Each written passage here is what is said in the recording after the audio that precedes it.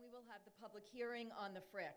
The public will be invited to make comments or ask questions after the FRIC does its presentation. The board will then have the opportunity to ask questions or make comments, and then board members will vote on the variances sought by the FRIC Museum. After that, we will move directly to the full board meeting. Anyone who would like to speak from the public on issues other than the FRIC will be invited to speak for 2 minutes each at that time.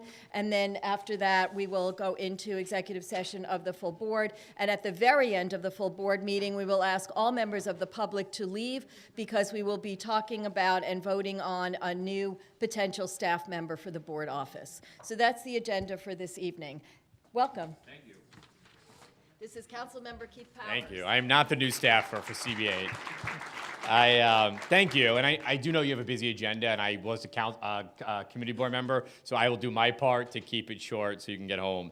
I am nice to see everybody, and thank you for being here. And I just want to say, because we've had such a robust conversation about community boards recently, and I know many of us, we're not super happy with the outcome of last Tuesday. Well, I was in other ways, but so I just want to say, first of all, thank you to everybody, as always, to everybody who's on this board. I'm very proud of the people I got to appoint on this board who I think are doing a fantastic job, and I constantly get to work with everybody, both who's on the board and the chairs and the members, and you guys always really do deserve a big thank you for being, and it's a good reminder to everybody that you are volunteers giving up a lot of time. So I think that was lost in the last couple of weeks of the conversation.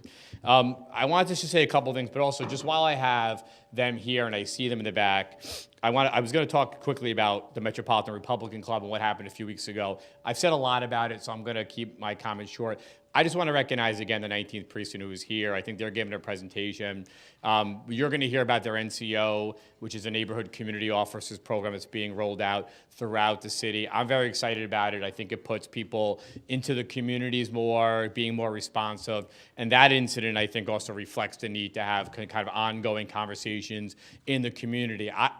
I have denounced repeatedly the violence that happened at the Metropolitan Republican Club. I denounced the violence that happened to the Manhattan Republican Club, and all of the above. What's clear now is that we have to have a kind of a continued conversation about who we bring in, who we invite here, but certainly to denounce all the violence together. But I just want to give them always a big thank you to the 19th for the work they're doing every single day. If you just give them a big round of applause.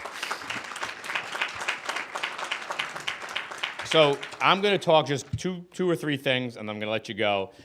First is we kind of are ongoing in my district, along with Councilmember Kallos, doing what we call participatory budgeting, which is to allow members of the community to give us input on how city dollars should be spent in this district. That is parks, schools, senior centers, transportation, and streetscape. We kind of ongoing want to hear your feedback. I want to say we've gotten about 400 ideas from constituents across the district. We have our delegates, some who are in the audience here, who are narrowing those ideas down, and then we're going to have a public vote on that. This is something Councilmember Kallos did. This is the first time we're doing it in my district. So keep your eye out, but if you do want to, you guys have a lot on your plate already, but if you do want to serve as a delegate in that process and you live in my district, please grab Jenna, if you just want to put your hand up, in my district, who's representing, you guys know Jenna, who represents me here at CB8 on the Upper East Side, to be part of that process, because I do think it's important, if you live in a neighborhood here, that you have some meaningful input on how some of the dollars are being spent. And you can say, the school needs a new playground, or the park I go to is falling apart, and we want to be able to fund those. So that's just a kind of an ongoing reminder. 3 bills that I'm very happy that I'm working on, one that just passed. Well, the first one that passed is a bill to make it easier to run for office here in New York City. We are constantly trying to recruit the best and the brightest to run for city council and other offices here. We run into a lot of hurdles when we do that. Both myself and Councilmember Kallos have tried to solve those hurdles throughout the way, including making our public financing program more accommodating to candidates, making it easier to get off the sidelines. One that I'm proud of that just passed and we believe will be signed into law soon is to actually help, would predominantly be women run for office, but men too, who are parents, and view being their parenting obligation as potentially a hurdle to running for office, which we don't want to have happen.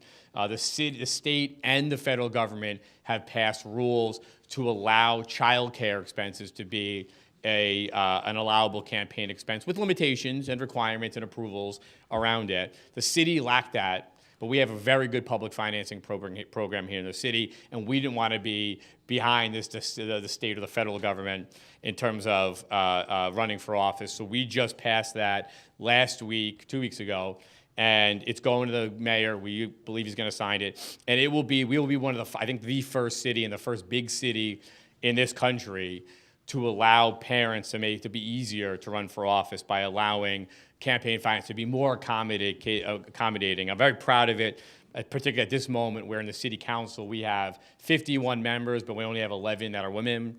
We are losing many of them in 2021, and we feel, gender balance, but all diversity balance, parenting, all that stuff is important to representation and to the city council. So I'm very proud of that bill and hoping, and I'm confident the mayor will be signing that fairly soon. The two more that I just introduced, one is about loopholes that you may have read about. Jared Kushner was a famous example, but loopholes around agencies and applications that go to the Department of Buildings and Department of Finance, particularly people falsifying applications to one agency or stating one thing to one agency and then stating the other to another agency. And predominantly has to do with affordable housing, representing how many tenants are rent stabilized or rent regulated in a unit, in a building. So the example with Kushner is that they're telling one agency, no rent regulated tenants, nothing here. It needs no protection here, and then telling the other agency the truth, we believe the truth, is there are many rent-regulated tenants. And then illegally, what I would believe illegally or against the spirit, deregulating those apartments. So it's a bill 1171. It would close loopholes by requiring these agencies to cross-reference with each other and looking at Department of Building records and Department of Finance tax records and requiring that false applications come with a penalty. And that was a egregious example and a famous example because of who was involved, but it's happening, we believe, all across the city, and we think there's up to 10,000 false applications being made, and it really will be an important bill to protect tenants so that your agencies are not being told wrong information about the status of those living in it. And the last one I do, somewhat related to Kushner, I guess, is mitigating the Trump tax bill that hit New York City. And so if you follow this, the Trump tax bill reduced the deductions you can take from for the SALT taxes, state and local taxes that you can deduct. The state actually created a new program to allow people to be back into taking the deductions, but the city has not yet authorized at the local level to be able to take advantage of that. There are complications with the IRS and things that we have to work through, but myself and Councilmember Powers in the Bronx, who's also the co-sponsor of the other bill, introduced a package together 2 weeks ago to allow New Yorkers to go back to taking those deductions that you lost in under the Trump tax bill.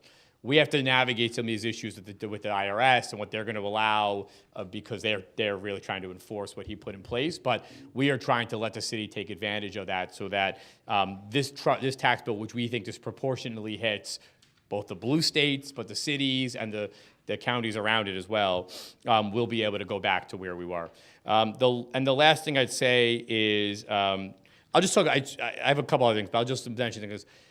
For any of those who did their civic duty 2 weeks last week to go vote, we heard a lot of stories of bad experiences voting. And I don't really accept an answer that rain or high turnout or other pretty natural and basic things are reasons that our elections shouldn't be working. So I'm happy to say that at my request and others, we're doing an oversight hearing in 2 weeks with the Board of Elections to call in and find out what happened. Across the city, it was things just like they ran out of pens, to scanners being down, to ballots being wet, to long lines causing unexpected consequences. There's a few easy solutions here. One is we need early voting, in my opinion. We just need to do early voting. We can create the window, figure out what it is. So many other cities and states are doing it. No reason New York City can't take advantage of it. We, of course, should look at things like voting by mail or other things. Those come with some challenges we have to address. But simple things. Polling places that are not ADA accessible, unacceptable. There are some. We've actually found them. We need more places to serve as polling places. That's actually an issue we're running into. A lot of places you would expect would be willing to be polling places aren't accepting it. We're trying to tackle some of the hurdles around that.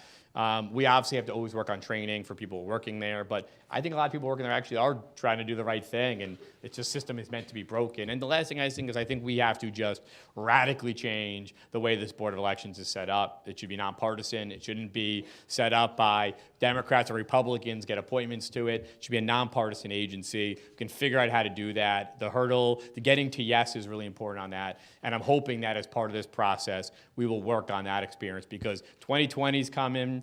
We're going to have a public advocate special election coming up. We're going to have elections in 2021. We want people to go vote. We want people to express themselves no matter what side of the aisle you're on. So if you care about it, if you have a personal anecdote to share with us, please do it. I will note one of my constituents actually sent me the absentee ballot he got the day after the election.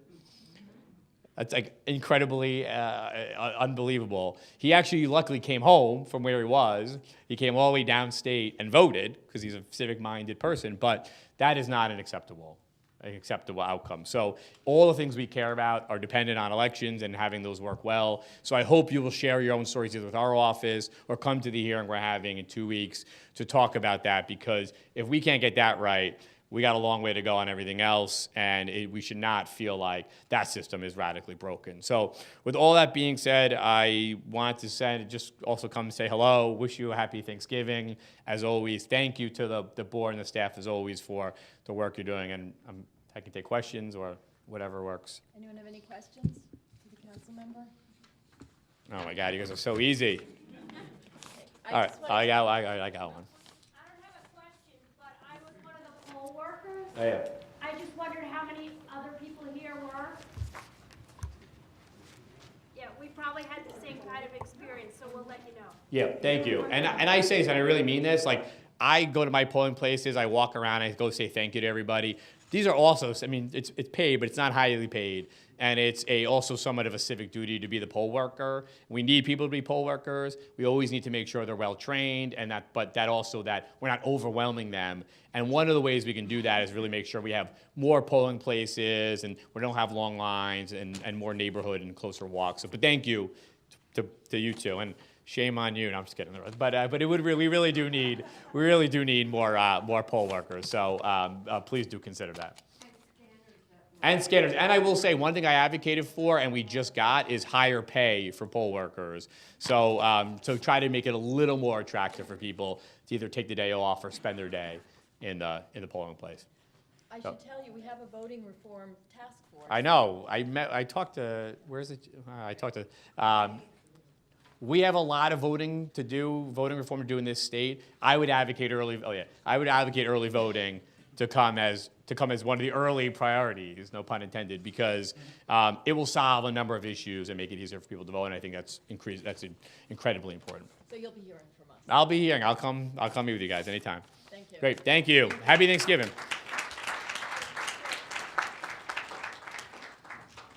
Okay. I'd like to invite Deputy Inspector Kathleen Walsh, Commanding Officer of the 19th Precinct, to discuss or present the Neighborhood Coordination Officer's new program.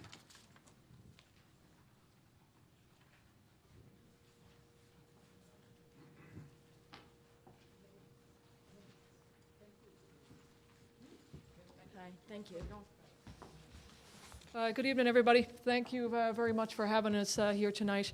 We're going to talk a little bit about the neighborhood policing that came to the 19th Precinct probably about 7 weeks ago now. With me here is Sergeant Sandy Rodriguez. He oversees the NCO officers that are assigned to the 19. We had our rollout back in October 15th, so I'm not sure if any members in the audience were at our rollout. A show of hands. Okay, thank you for coming. And I've also spoke about it at different meetings and at my community council meetings, so I will keep this brief as well in case you've heard about it already. We were the 73rd precinct out of 77 precincts to roll out this new policing philosophy. All housing PSAs, police service areas, have this model already, and most of transit. So probably by the end of the year, all precincts and all transit commands will also have this new policing philosophy. And basically it was started a couple of years ago now, and it was due to kind of strained relations between the police and the community. And the police commissioner, the chief of department, they got together along with some other heads in our department to try and think of new ways to help improve our police and community relations. And they came up with this new philosophy of policing, neighborhood policing. And what it involves is it's the police officers in your command getting more involved with the community, and the community getting more involved with us. If there's issues or conditions in a particular area you live in your precinct, we want your input in it as well. So before you came in here, there's a table out front. We left these flyers out there. It's basically a map of the 19 precincts. It shows you that our command is divided into 4 sectors: Sector Adam, Boy, Charlie, and David, or A, B, C, D. And each of these sectors, it gives you the neighborhood coordination officer, the NCO officers that are assigned to your sector. So if you live in the lower part of our command, 59th Street to 67th Street, you're in Sector A, Sector Adam. In that, you have Police Officer Michael Haig and Police Officer Brian White assigned to Sector A. They are the liaison for that sector. They liaison along with the steady sector officers that do patrol out there, with the detective bureau, with the community. So these are officers that will be working that sector 24 hours a day. Well, not 24 hours because we do give them some time off, but basically every day they come to work, that's their assigned sector, and they really don't go out of that assigned sector. So with that, we're hoping that they'll get to know the neighborhood, the conditions in the neighborhood, the crimes in the neighborhood, and the people that live and work in the neighborhood a little better. And you will get to know them as well. So if you live in that area from 5-9 to 6-7, that's again Sector Adam, your NCO officers, you will get to know them. There's steady sectors also assigned. We have a total of 14 police officers in each of these sectors that are assigned to that sector, and that's the sector they work. So there's 14 officers assigned to Sector Adam. They do not work any of the other sectors. They only work Sector A. 14 in Boy, B, 14 in Charlie, and 14 in David. So that's the geographical area that they work only. So they're going to get to know the conditions, the crimes, for the most part, the business owners, and hopefully some of the residents in their area that they work. They'll hold meetings. Each of them will hold what's called build-a-block meetings. In that particular, again, if I'm talking about Sector A, they will hold a build-a-block meeting specific for 5-9 to 6-7, where they'll invite folks that live, work in that particular area to come to that build-a-block, where they'll go over crimes and conditions and hear what concerns you have. And together, we'll take your input and our input, and we'll try and put a solution together to help solve whatever these conditions and crimes are. So, steady sectors, we have 4 that work on the midnight tour, day tours, and 4 to 12s. So at any time, there's always going to be somebody working that's specific to that area. So again, we divide our work day into 3 tours. We have midnights, day tours, and 4 to 12. So there's 4 officers on the midnight, 4 on the day tour, and 4 on the 4 to 12. So that's your 12, plus the 2 NCO officers, 14. These 2 NCO officers, their schedule is a little bit more flexible. They can work different tours. If there's a condition going on in the midnights, they can be extra guys to come and gals to come in and work on the midnight. They'll, again, liaison with the other sectors. When they're not at work, they work a day tour. They'll reach out to the sector that is working a 4 to 12 and say, listen, we have conditions going on during the day. Can you go back on the 4 to 12 and check it? If it's a homeless conditions, peddler or vending issues, parking issues, they're not here, they'll reach out to their counterpart and say, hey, please go back over to 67th Street, check it out. We had issues on the day tour. Follow up on the 4 to 12. Midnights, reach out to the midnights. Can you follow up on the midnight? Make sure the condition's corrected.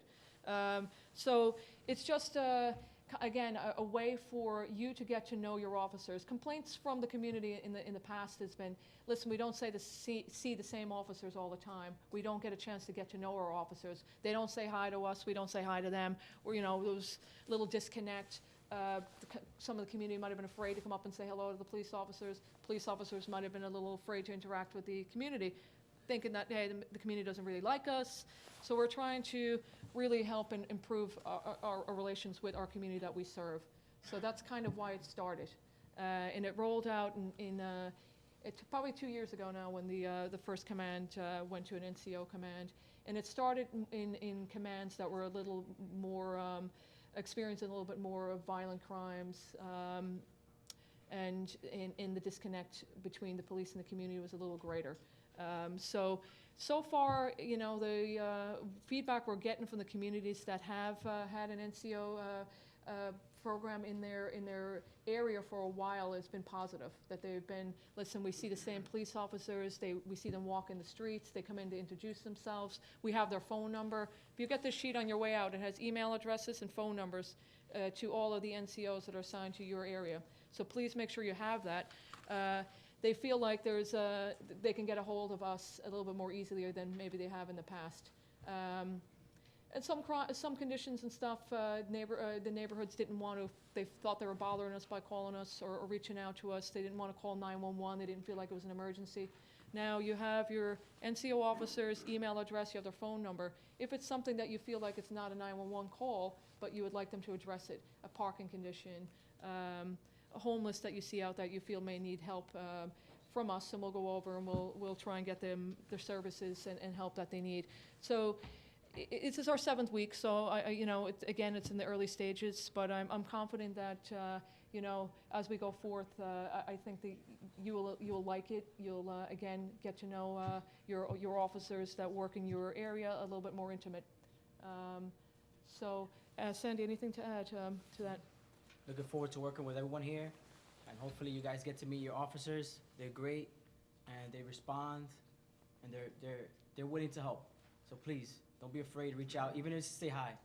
You know, please. And we'll, like, again, when we start setting up our neighborhood build-a-block meetings, which will start in January of 2019, because we just rolled out about 6-7 weeks ago. Our first build-a-block will start in 2019, so it'll probably will start in January. We'll hold one a quarter for each sector. So I encourage you, when we get these notifications out to you, you can go on to the NYPD website to find out when your Build-A-Block meeting is. We'll post it as well. We'll put it on Twitter. We'll put it on Facebook. We'll announce it at any meetings that we have. But if you happen not to, you know, have social media, you don't follow us on Twitter or Facebook, you can always just go on to nypd.org and look up where your Build-A-Block meetings are going to be. And I encourage you to go out to the particular sector meeting that the area you live in or work in, to sit down. It'll be a little bit more intimate, and you can voice your concerns with those officers, okay? You have a question, ma'am? Well, I was just going to say, East 72nd Street Neighborhood Association is going to be holding the first Build-A-Block. That's right. Can I just Appreciate give that. the, Yes, since absolutely. everybody's here? And it's with, can you just say exactly what Sector B is, what the range is? It goes from 67th Street up to 77th Street. Right, so our meeting's going to be January 28th, Monday, January 28th, from 6:30 to 9:30 at the Holy Trinity Church at 337 East 74th Street between 1st and 2nd Avenues. It's going to be in the Community Board Bulletin, but it's for the entire sector. These two officers, we met them at the rollout. They're fantastic, and we're really looking forward to working with them, and we encourage everybody in Sector B to come out that night and meet them. Thanks. Thank you. Thank you. Officer Tyreek Hunter and Jimmy Sabowski or your NCO officers. And again, please grab this map on your way out. Sector Boy goes from 6-7 to 7-7 at some part and 7-8 at another. It's not a straight line across, unfortunately. But like she said, that's our first meeting. If you live in that area, please come by, support them. Again, if there's any issues or complaints, or you'll hear from other your neighbors what's going on or what issues and concerns they have, you can share stuff with them, with us, and hopefully we can continue to make this. It's a great command, it's a great community, and we want to keep it that way. Are there any other questions? Go ahead, Sam. Are the NCOs going to be playing a role at all in cracking down on placard abuse and parking? The NCOs that we have an internal affairs bureau that will, if you're talking about police officers parking illegally, our internal affairs bureau will investigate those. If you're talking about other plaques and well, either abuse of NYPD placards or more broadly unofficial placards that folks use to park on the street. Quite frankly, as a community board member, I receive complaints all the time in the East 60s of people both abusing NYPD placards or using PBA or some state equivalent placard, and then the traffic agents refusing to issue tickets. Yeah, again, if it's NYPD, it'll be investigated by our internal. And should folks make 311 Complaints Yeah. about you guys, they do that.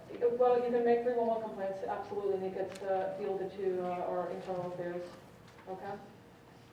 And so is there some specific contact folks should use for internal affairs? You can call internal affairs too, it's 1-800 number, I don't have the number off, but if you, again, you can probably Google it on here and get the.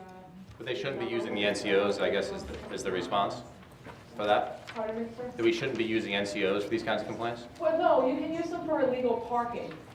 They go over there and it is a police plaque. You know, we're not sure if they're on official business or not. The officers are probably not going to issue summons because they don't know. But we can refer it to our IAB. But I would recommend that you do your 311 calls and if they're illegally parked, I won't know if they're on official business, if they're there with a federal plaque. It seems or to a me, license frankly, plaque. in terms of addressing public trust, this kind of street-level corruption probably be central to what the NCOs are doing. I'll leave it at that. Okay, thank you. The community board will post the bill of law. Oh, thank you so much. Appreciate it. Thank you all. Okay, would you?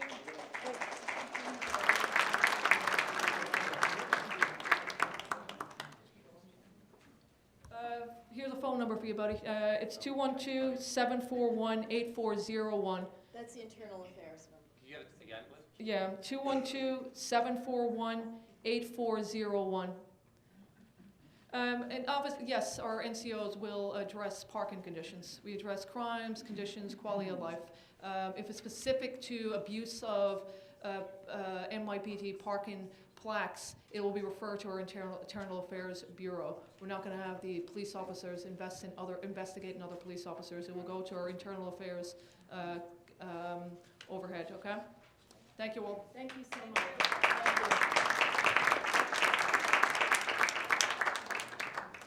Okay, I'd like at this point to invite the FRIC to do its presentation. Thank you.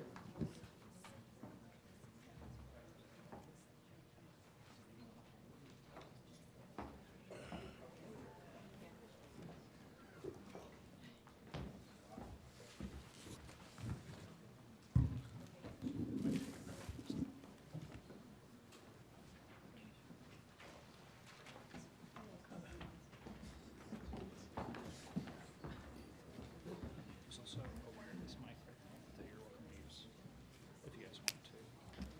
Where is that?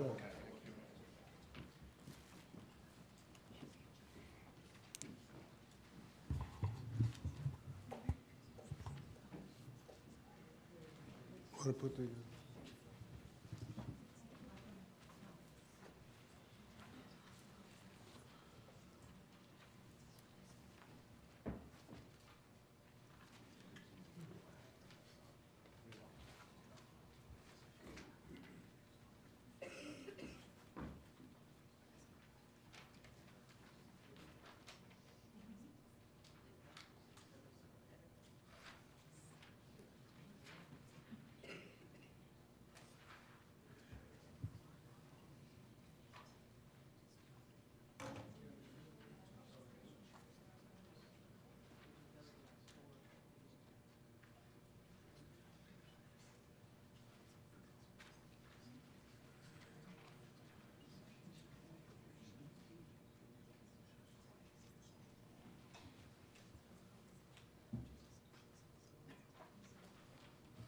Hello, my name is Gary Tarnoff. This is my colleague, Jeff Mulligan. We're from the Kramer Levin law firm, and we're here tonight on behalf of the Frick collection.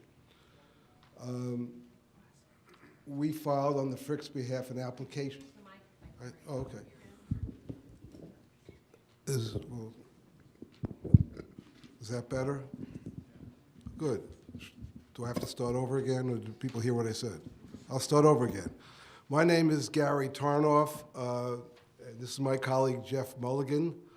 We're from the Kramer Levin law firm, and we're here tonight on behalf of the Frick collection. we filed an application with the New York City Board of Standards and Appeals for zoning variances to allow an addition to the buildings occupied by the Frick Collection. The application was filed on October 30th, 2018, and was referred to your board for a 60-day period to comment. We have previously filed an application for a certificate of appropriateness with the Landmarks Preservation Commission. That was approved by the Landmarks Preservation Commission in June of 2018. I believe that was before your board as well, and your board did not adopt a resolution on that application. As I'm sure most of the people in this room know, the Frick's property is located on Fifth Avenue between East 70th Street and East 71st Street. The Frick is a world-renowned museum and reference library famous for its art collection that includes old masters' paintings displayed in an intimate and tranquil setting that was the original residence of industrialist Henry Clay Frick. The Frick Art Reference Library on 71st Street is one of the top art research libraries in the world. The next slides show pictures, photos of the Frick as it exists today. This one is from Fifth Avenue. The next one is 70th Street. And this is a picture of the Frick from 71st Street. The way we're going to do this is I'm going to ask Jeff Mulligan to describe the proposed additions and why the Frick is proposing to do them, what our programmatic requirements are, and how this addresses them. And I will come back and talk about the zoning on the site and the zoning waivers that we're requesting in the application and why we believe we meet the findings for those waivers. Thank you. Thank you, Gary. So the Frick building today exists as a compilation of different wings that have been developed over time. So this image shows the different wings. In the lightest pale yellow is the original residence that was constructed in 1914 as a 3-story home set back from Fifth Avenue behind a planted garden. In 1935, before the museum opened to the public, there was a significant upgrade and addition shown in the slightly darker yellow, including the construction of the 9-story library at the northeast corner of the property. Soon after the museum, the Frick collection opened, it became very apparent that more space was needed. And the Frick acquired the 3 lots to the east of the museum on 70th Street for future expansion. However, only modest additions have been constructed since that time. And you see in red the construction in 1941 of an art storage vault. And then in 1977, there was the addition of the reception hall and the 70th Street garden. And then most recently in 2011, there was a 800 square foot gallery for the permanent collection was added, shown in blue, by enclosing an existing open portico in the original residence. So since the Frick has not been significantly upgraded and enlarged since 1935, there are some serious functional deficiencies within the existing building. So the permanent collection galleries, our collection has doubled in size since 1935, but as I mentioned, there's only the addition of the 800 square foot gallery, the portico gallery. And as a result, over 30% of the collection is on display, which means 70% is in storage and not available to the public. This is an image that shows the second floor of the original residence, which is currently closed to the public. And our proposal is to open that up for more galleries for the permanent collection. In order to do so, we will have to displace the curatorial and administrative offices that are located on the second floor. The next image is the special exhibition gallery. That is located in repurposed space in the basement with a low ceiling height that limits the types of works that can be on display.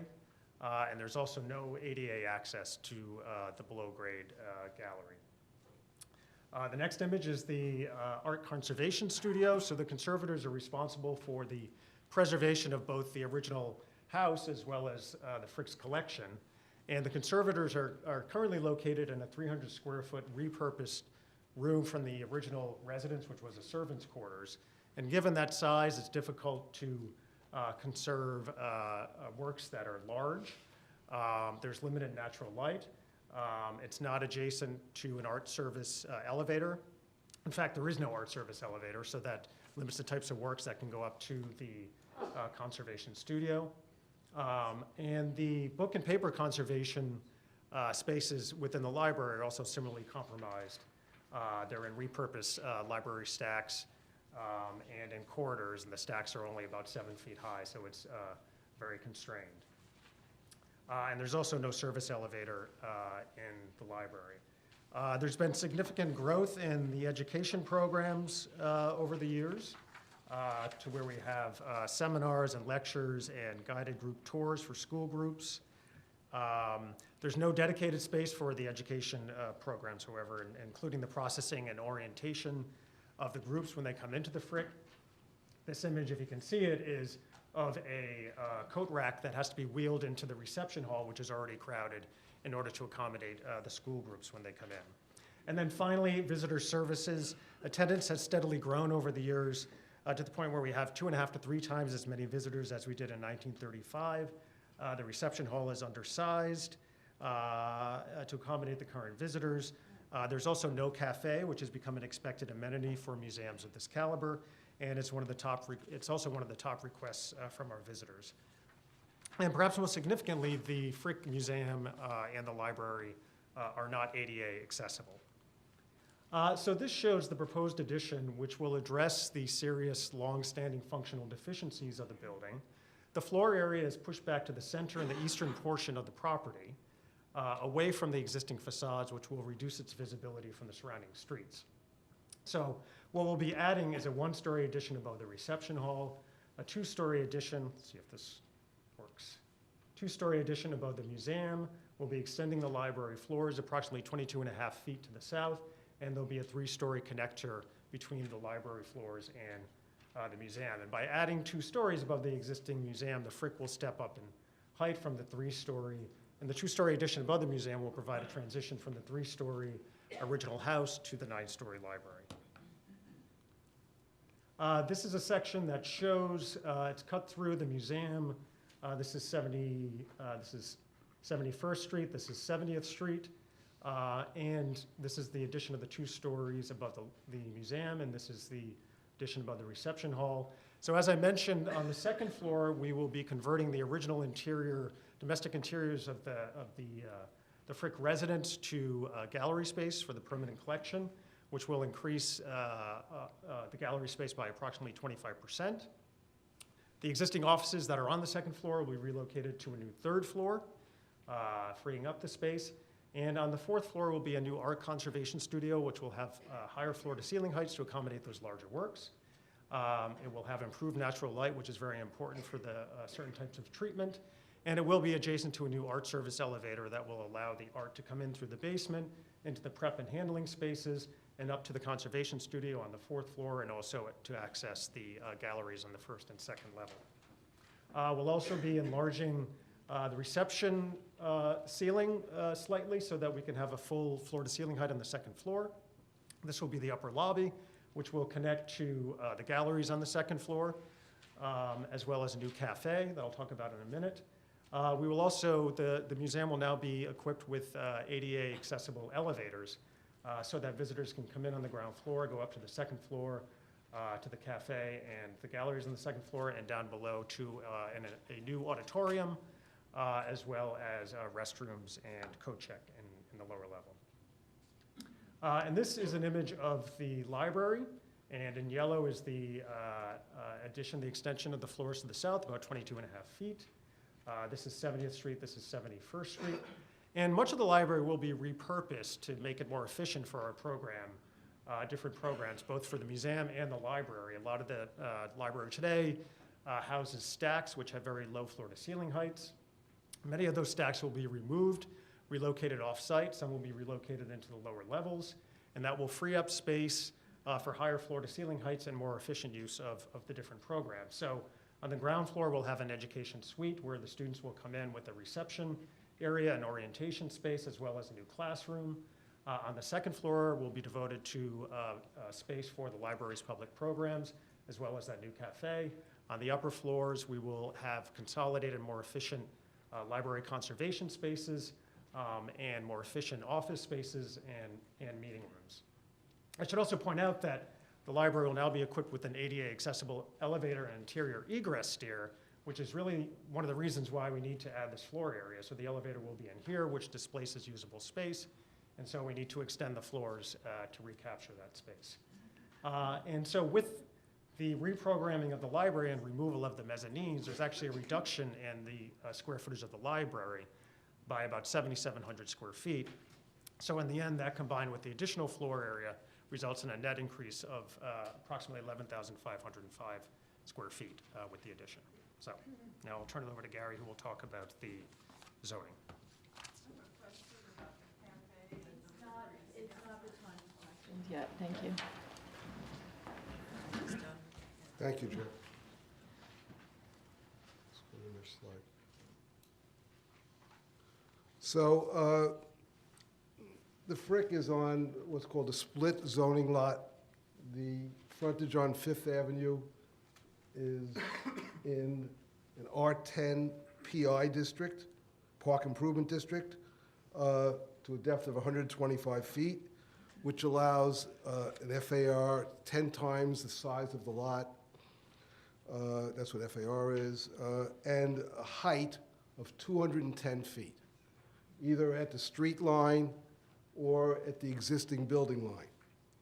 And once you get beyond 125 feet, it's in an R8B LH1A district, which is a lower density district that allows a floor area ratio of 5.1 for community facilities, and because it's the LH1 has a height limit of 60 feet.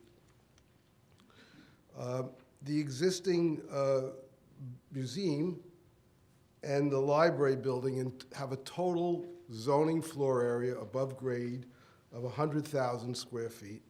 And as Jeff mentioned, we're proposing to increase that zoning floor area by a net of 11,500. So this is about a 12,000 square foot addition, or 12% addition.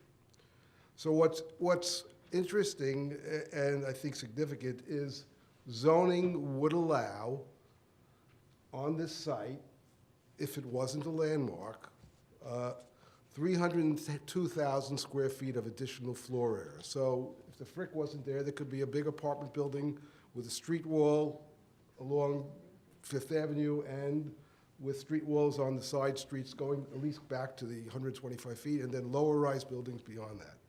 So the total allowable floor area on the lot is 402,000 square feet.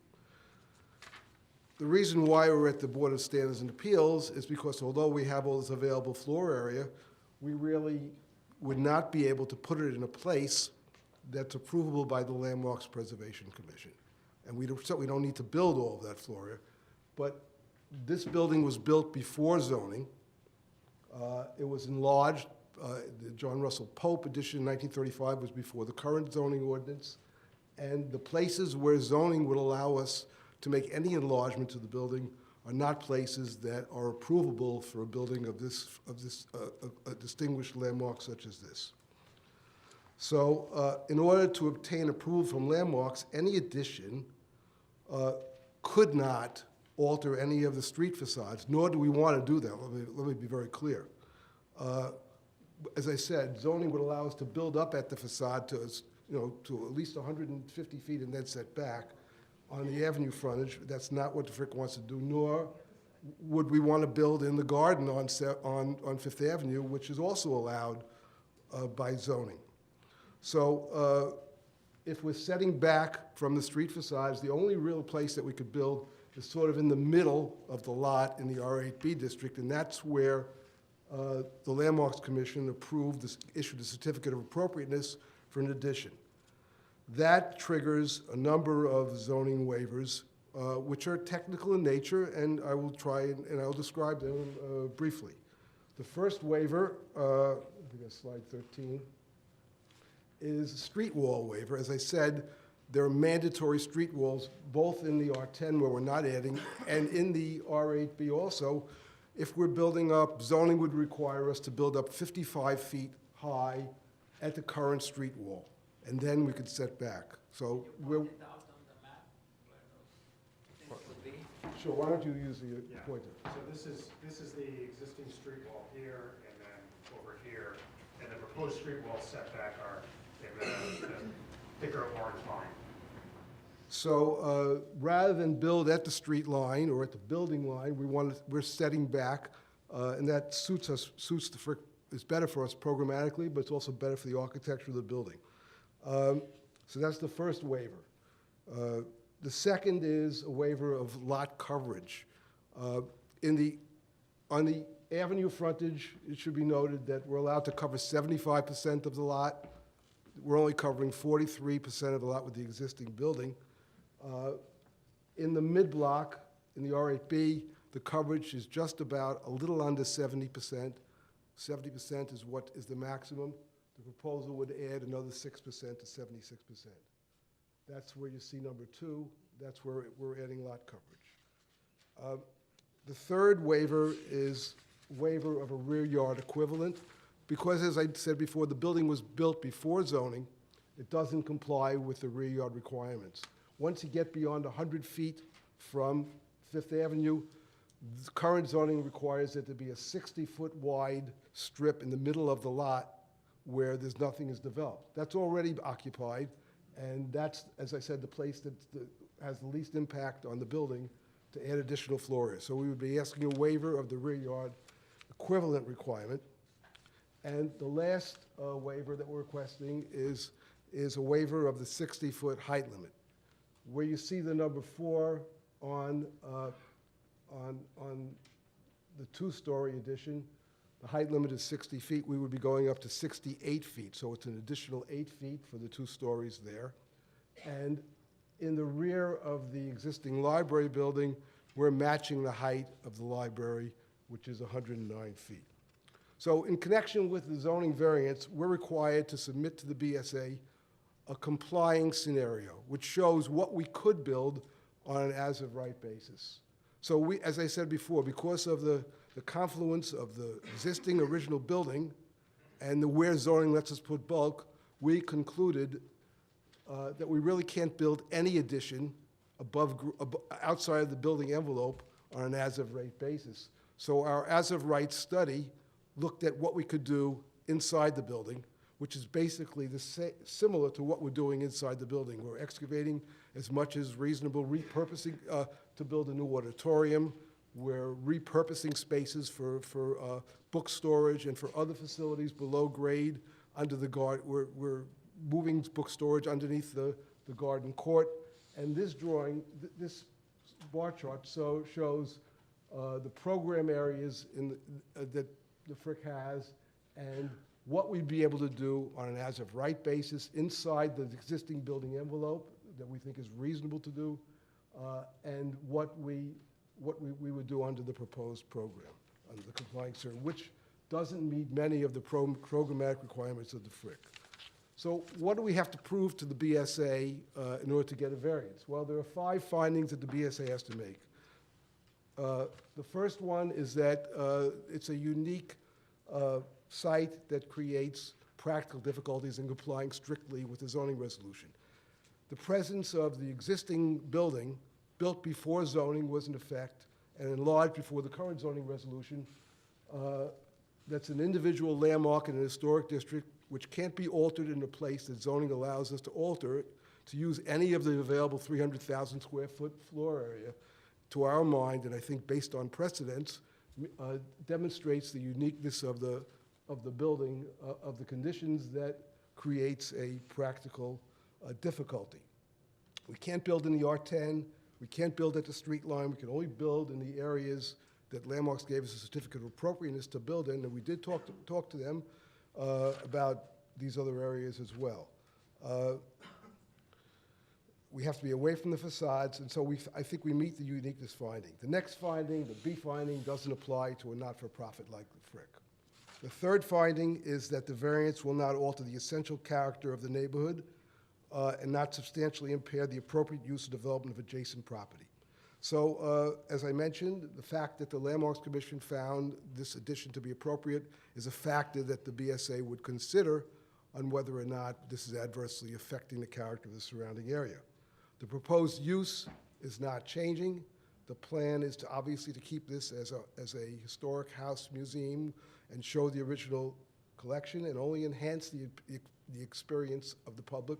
Certainly not change the idea, of viewing this art in a beautiful historic residence.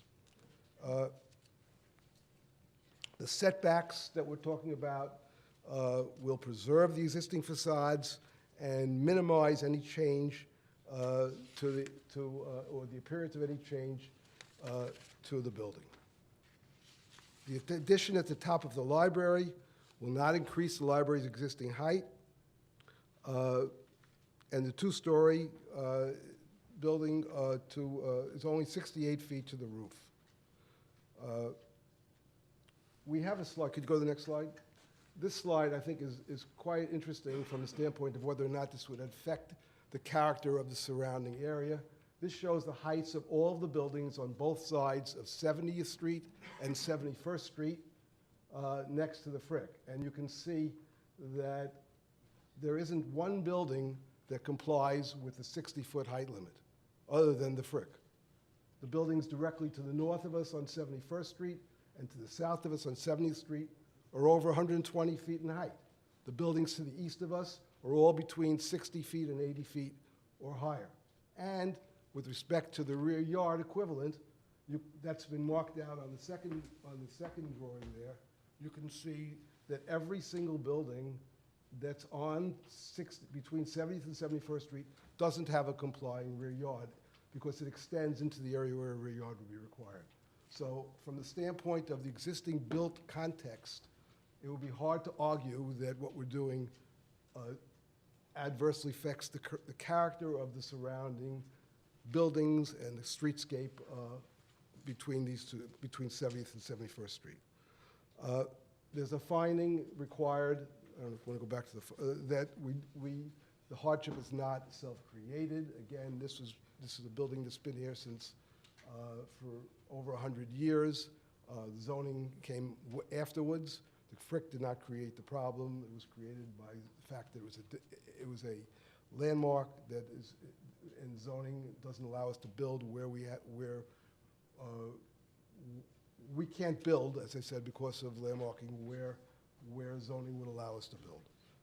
And the last finding is that the variance is the minimum variance that is necessary to afford relief. So, as I'm sure many people here remember, we originally came to the board, we originally had a proposal that was to build a 50,000 square foot addition, including building on the garden on 70th Street, which has been abandoned. The current addition is only 11,500 square feet. We have, to the most extent possible that we believe that's practical, put things below grade,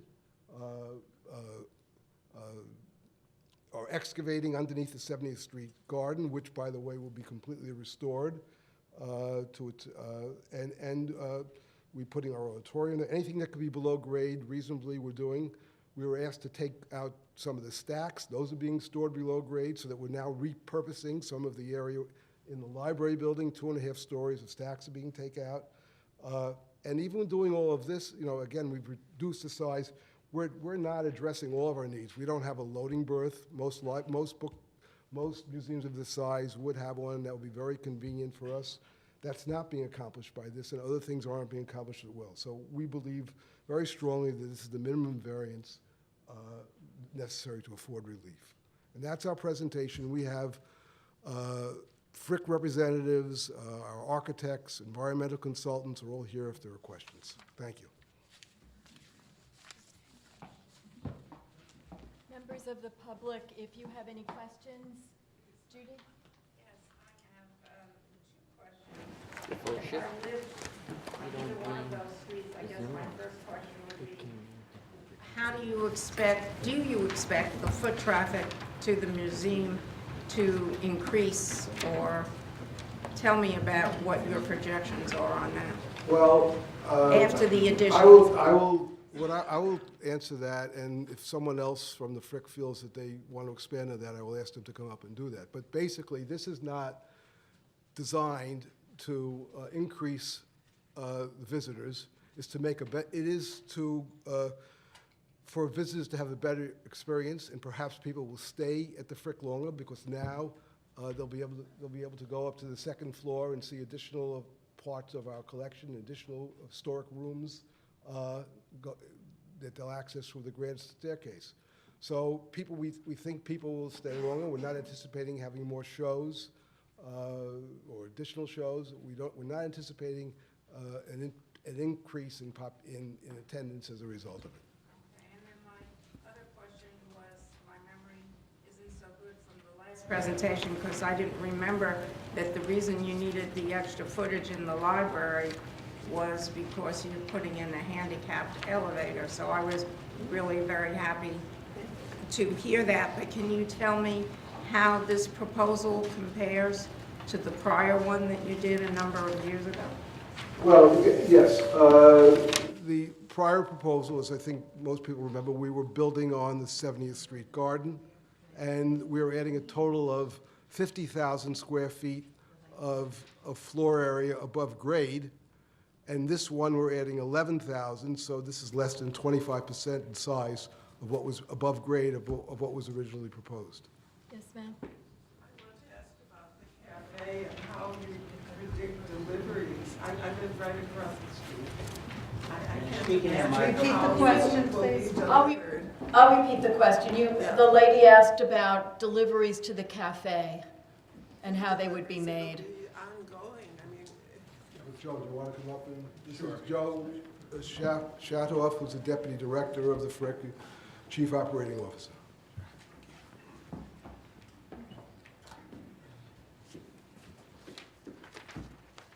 Thanks.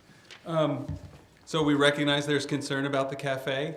deliveries, how will you get food in and Yeah. out of We currently do have a staff dining facility, and the deliveries do come on 70th Street. They come down the ramp. I know it's very annoying. I live right across the street, and if you have a restaurant, it'll get enlarged. So I'm asking. We're building I appreciate your concern, but we're building a small cafe. It's a cafe that is for visitors, visitor amenity only. We don't expect this to be a cafe that would be open beyond our museum hours. So it's a small cafe that is for our visitors. And understand that we do handle deliveries now. We understand it's not perfect, but we will handle deliveries, and we will also have facilities internal to the museum that we don't have today. So for instance, we have no walk-in refrigerators, we have no walk-in freezers. So our delivery schedule is even more robust because of that. So we appreciate that there's a concern. We don't want it to be inconvenient for you, and we think it'll be very manageable. We need to be able to move on. I want to just ask about the theater, where it's going, and under the garden, I understand. Yes, that's correct. There will be approximately 220 seats. 220 seats theater under the garden. There was I think we showed it in the section. So you'll tear up the pond I'm and put sorry, it under? we can't have a dialogue. I'm sorry, that's sure- one important question. I really. know, I'm sure the FRIC will be available, and I'm not sure that pertains to what they're here for today, which is the variance, the several variances that Well, we're seeking. the answer is correct. The below-grade area is very similar, either with the variance or if we built a complying addition. But there's an absolute commitment to restore the garden. We're working with the original horticulturist who was the FRIC hired at the request of Russell Page initially. He's been there for 40 years. Lyndon Miller we're researching it. Our plan is to totally restore it to its existing condition with the pond, with everything else that's there. Yes, ma'am? Could you speak to the ADA compliance issues that you're addressing and how the building will change and be more ADA accessible? Yes, Carolyn, do you want to address that? Question, it's about the question was about the ADA accessibility of the museum and what will be changed. So right now the museum is not ADA compliant. We will be putting an ADA ramp and entrance on 70th Street, and that will allow visitors to enter at the same entrance where all visitors enter today. So it'll be a unified entrance on 70th Street. There'll also be an ADA entrance for the library on 71st Street. There'll be a ramp and lift that allows you to enter the library on 71st Street. We're also, as part of this project, you saw there's a small addition to the reception hall that raises the roof just a few number of feet. That will allow us to have elevators that take you from the reception hall up to the second floor where we have galleries and down to the coat rooms and then down further still to the auditorium entrance. So it'll allow visitors access to the entire facility. Right now, we have no ADA compliant elevators, so one has to come down the ramp, oftentimes get out of a wheelchair that they may be in, transfer to one of our wheelchairs, which fits into our non-compliant elevators, which are 1915 elevators, and be taken up to the first floor. So it's critical for us to create that ADA circulation. I'm sorry, I need to be able to have some kind of coherence here, so I'm going to call on people who have their hands raised. Sir, you've had your hand raised for a while. Yes, sir. I'm interested in what happens to the neighborhood when the Frick is closed and you have all these things happening. I understand that you may be moving the collection uptown so that there'd be less traffic really in the immediate vicinity of the Frick. Is that correct? The question has to do with the use of the museum's collections or the ability to see the museum's collections while the museum is undergoing renovation. And I think it's most important that you're going to be able to show a lot more of your treasures that we haven't seen. Right. So that's right. We expect that the construction will take about 24 months, so we will be closed during that time. And our intention is to move the collection to what was the Whitney Museum at 75th and Madison, display it there temporarily, and then we will move back. And yes, we'll have about 30% more galleries to show the collection. When do you hope to start? I'm sorry, there's a gentleman in the back. Yeah, I'm sorry. With respect to your last response, just for clarity, is your view and your position that you need a zoning variance to be ADA compliant? Well, we need a zoning variance to build an elevator that increases the size of the, that raises the roof of the reception, because we would have to comply with minimum heights at the street wall. So the answer is yes, to build an elevator that extends the height of that building, the answer is yes, we would need a zoning variance. We wouldn't need all of these variances because those are for different components of the project, but at least one variance would be necessary. That's what I thought. I just wanted to be clear about that. Are there other questions or comments from the public? Yes, sir? Yes, it strikes me that this project destroys a landmark building and one of the nicest neoclassical structures in Manhattan. In addition, puts a tremendous burden on the residential area. Cafeteria, the lady said, trucks coming back and forth, garbage trucks back and forth. Right now, there are two buildings adjacent on 70th Street. Some of the non-essential, like offices, they don't have to overlook Fifth Avenue. They can be moved to the two other buildings. Has that been considered? Yeah, there's some, we have considered that. There's some sometimes misunderstanding about those units. There's one condo unit in the adjacent building that is for sale. We've looked at that. We've studied that over the course of years. It's about 6,500 square feet of space that's available. Most of it, if not at least half of it, is below grade. It simply doesn't provide the type of functionality that we'd be looking for. Carolyn, do you want to speak to any of these issues? There's a building also for rent right next to you. That's what we're talking about. That's what we're talking about. No, one is for sale and one is for rent. Look at it. The building that's at our attention is a 6,500 unit, 6,500 square foot condo unit. Big sign for rent, the other building. We've looked at adjacent properties. I'm going to allow one of my colleagues, Carolyn, to address some of the research that we've done on this, because it's been extensive over the years. There's been a lot of research done on this. This is Carolyn Straub. She's our Associate Director for Capital Projects. Hi, everyone. It's an excellent question. It's a very obvious thing. You've got a property right there. Why don't you look at it? And of course, we're very interested in any property near us that might be appropriate for us. We have looked at it. Our directors looked at it multiple times, as Joe said. We looked very hard at how we might have to modify it in order to use it. And the property, as Joe said, is 6,500 square feet. More than half of that is basement space underground. The other portion is a first floor space.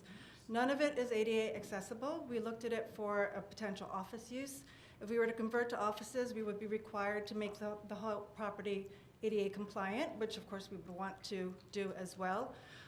There's no ADA accessibility to the first floor, and the lower level is actually split into multiple small levels. So it'd be very difficult to kind of level all that and make that compliant.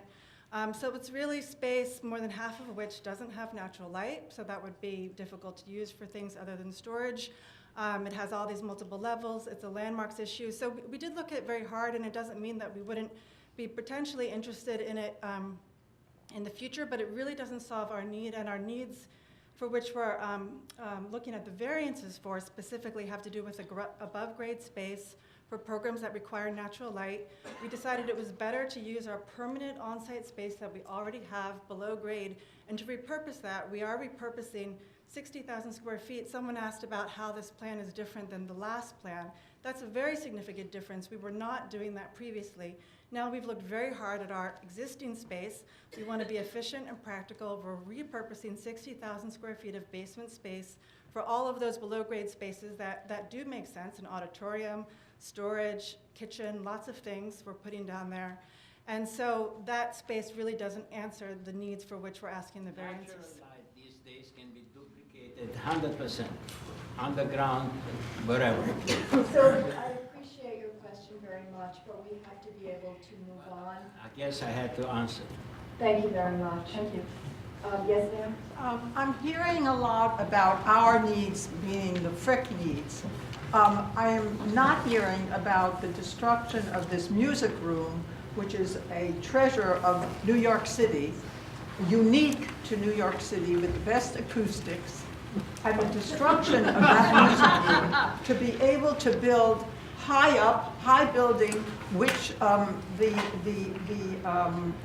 the findings state the variance would not alter the essential character of the neighborhood.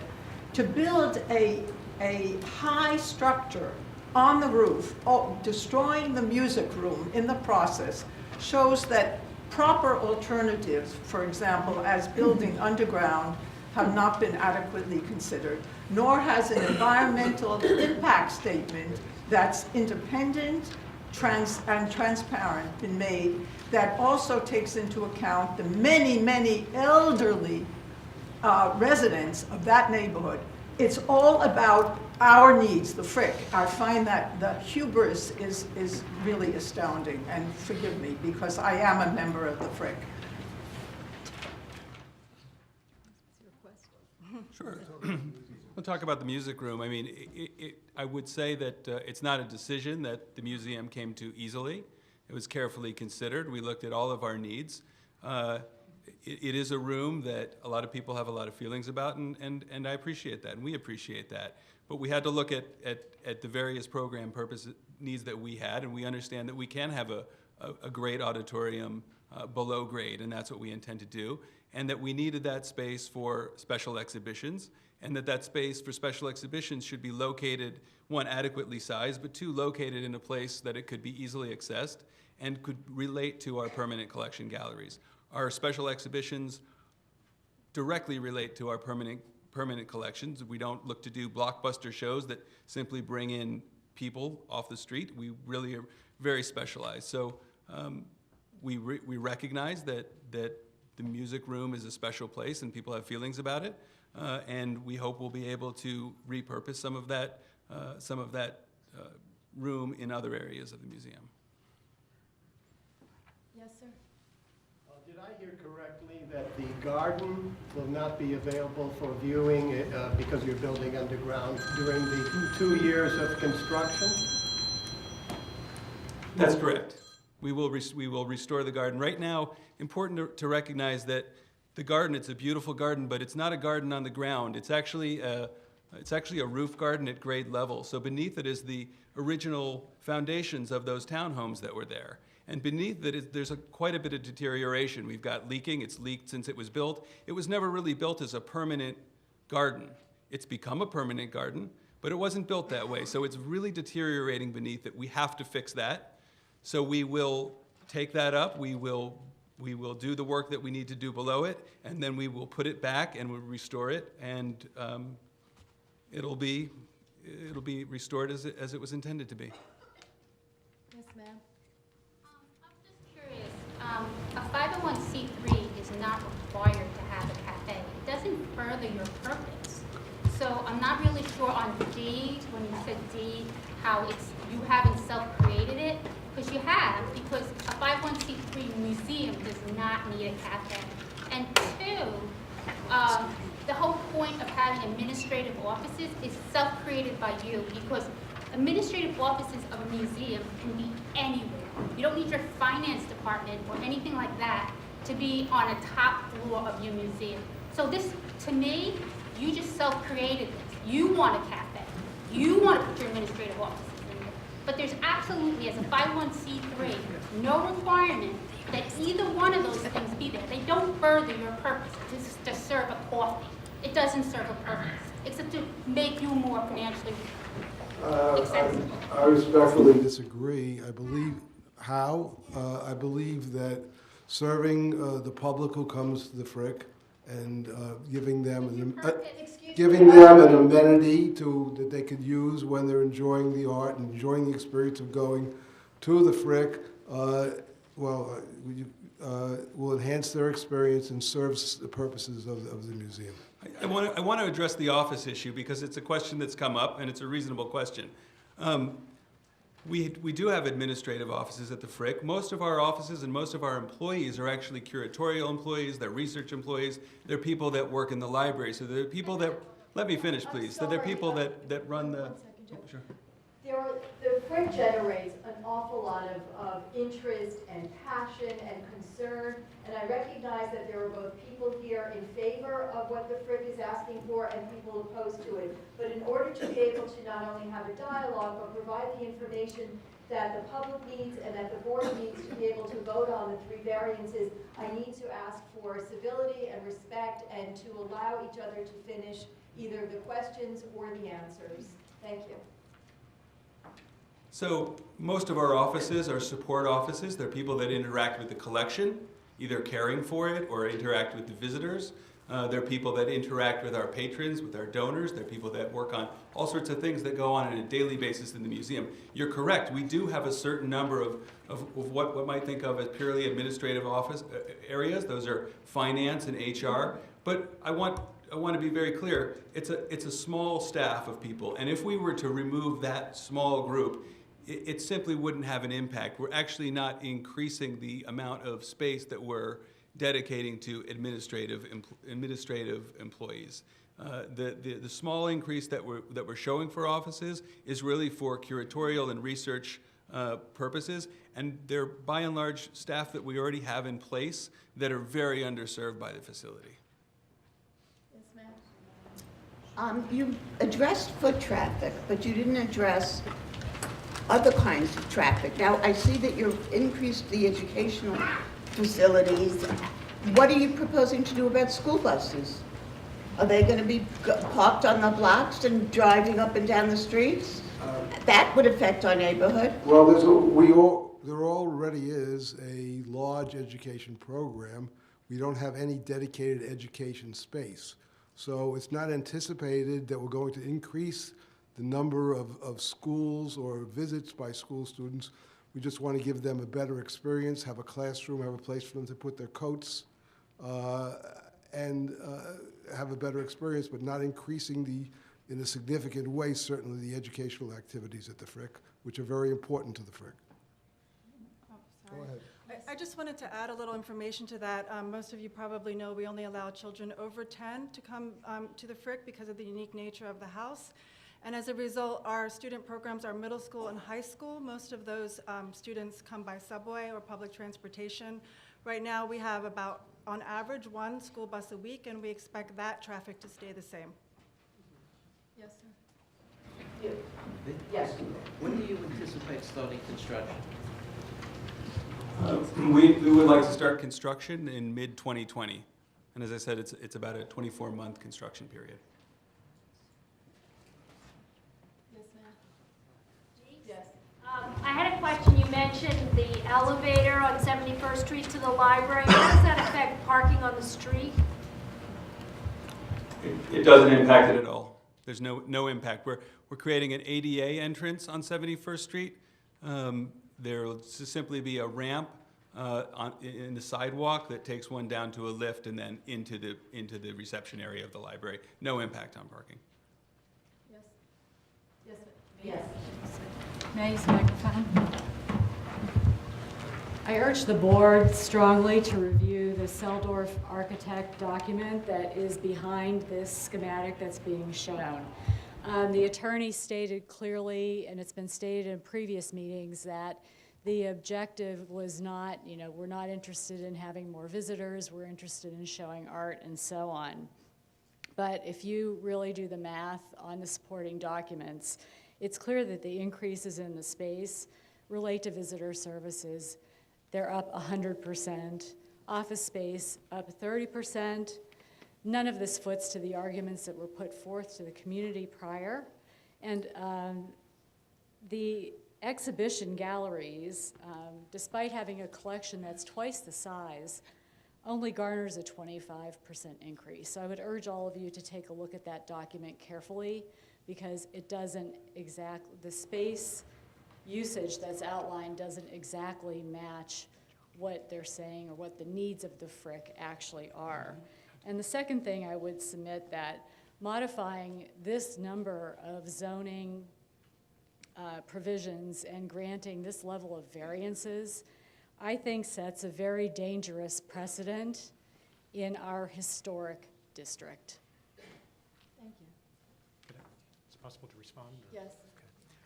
I would just point out that it's true that there is an increase in square footage of visitor services. It's actually on this slide, and I have the document that the speaker was referring to, and if you do break it down, there is the additional auditorium below grade, which we did speak about, which is quite a bit larger than the music room, and will address our sold-out concerts and lectures and seminars. There's also below grade, we talked about repurposing spaces. So below grade, we have larger restrooms and a coat check.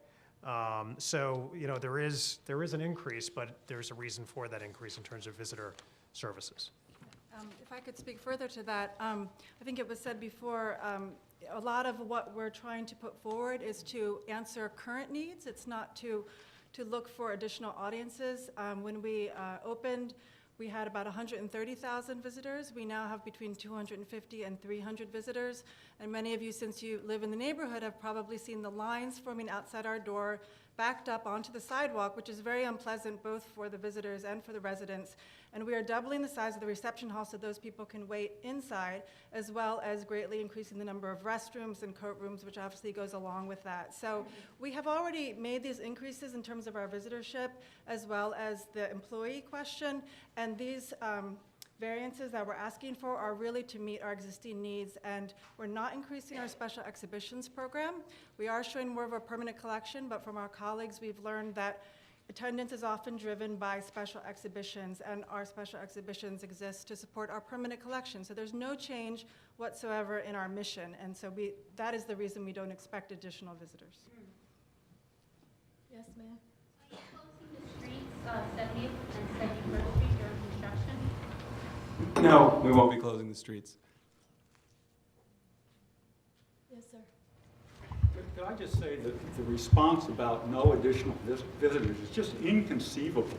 Yeah. The Frick is going to spend probably $250 million for this thing, to have additional exhibition space, a bigger auditorium, and a cafe, and a bigger shop.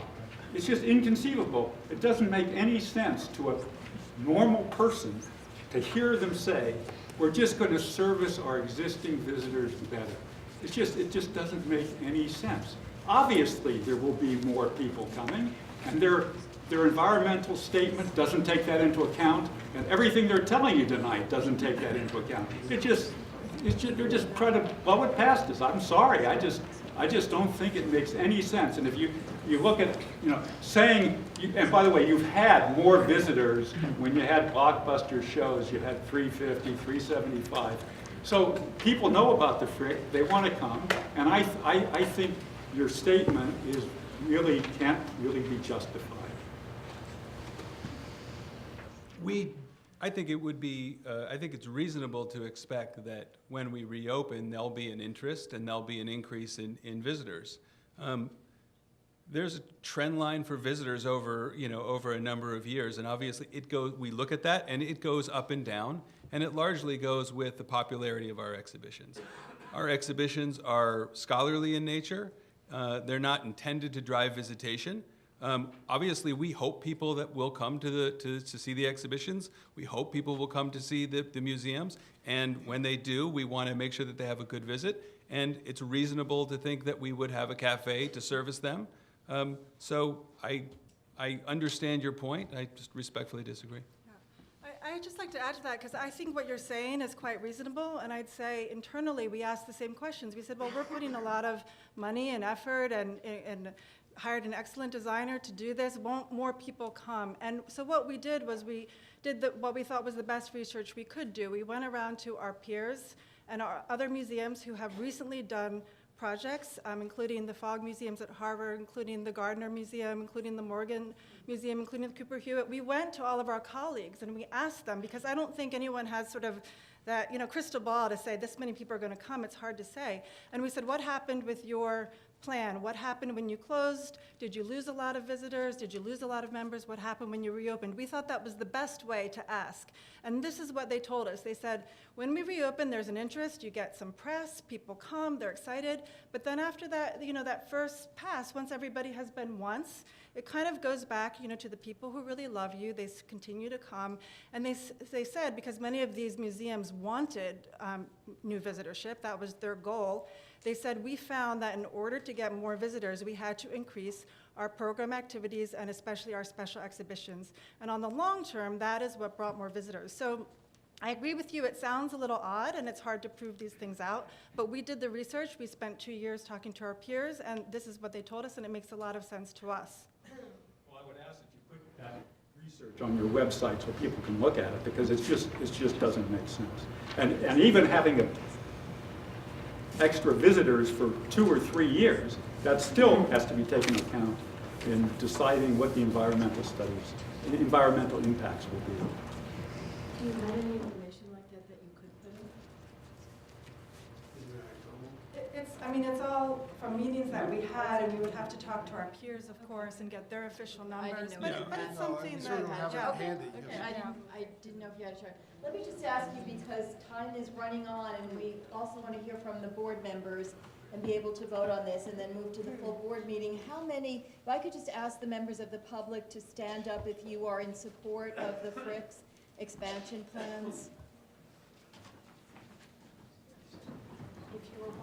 In support of the Frick's expansion plans. How many are employees of the Frick versus? Right, members of the public versus employees. Please recuse yourself if you're affiliated with. Excuse me, if you're members of the Frick, please sit down. If you're a member of the public and you support it, please stay standing. Members of the Frick, I mean people, not members, not public members of the Frick, employees of the Frick.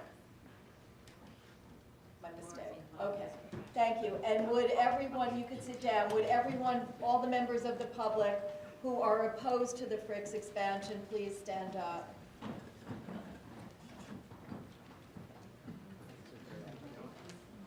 Okay, thank you. I have a statement from the Society for the Architecture of the City.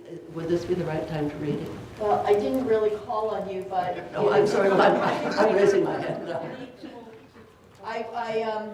I think if you submit that, how long is the statement? I can make it 1 minute. I can make it 2 minutes. You can make it less than 1 minute, that would be fine. LH1A limited height districts within the LPC designated historic districts represent a civic policy dating back to the 1980s, and they should not be lightly modified or set aside.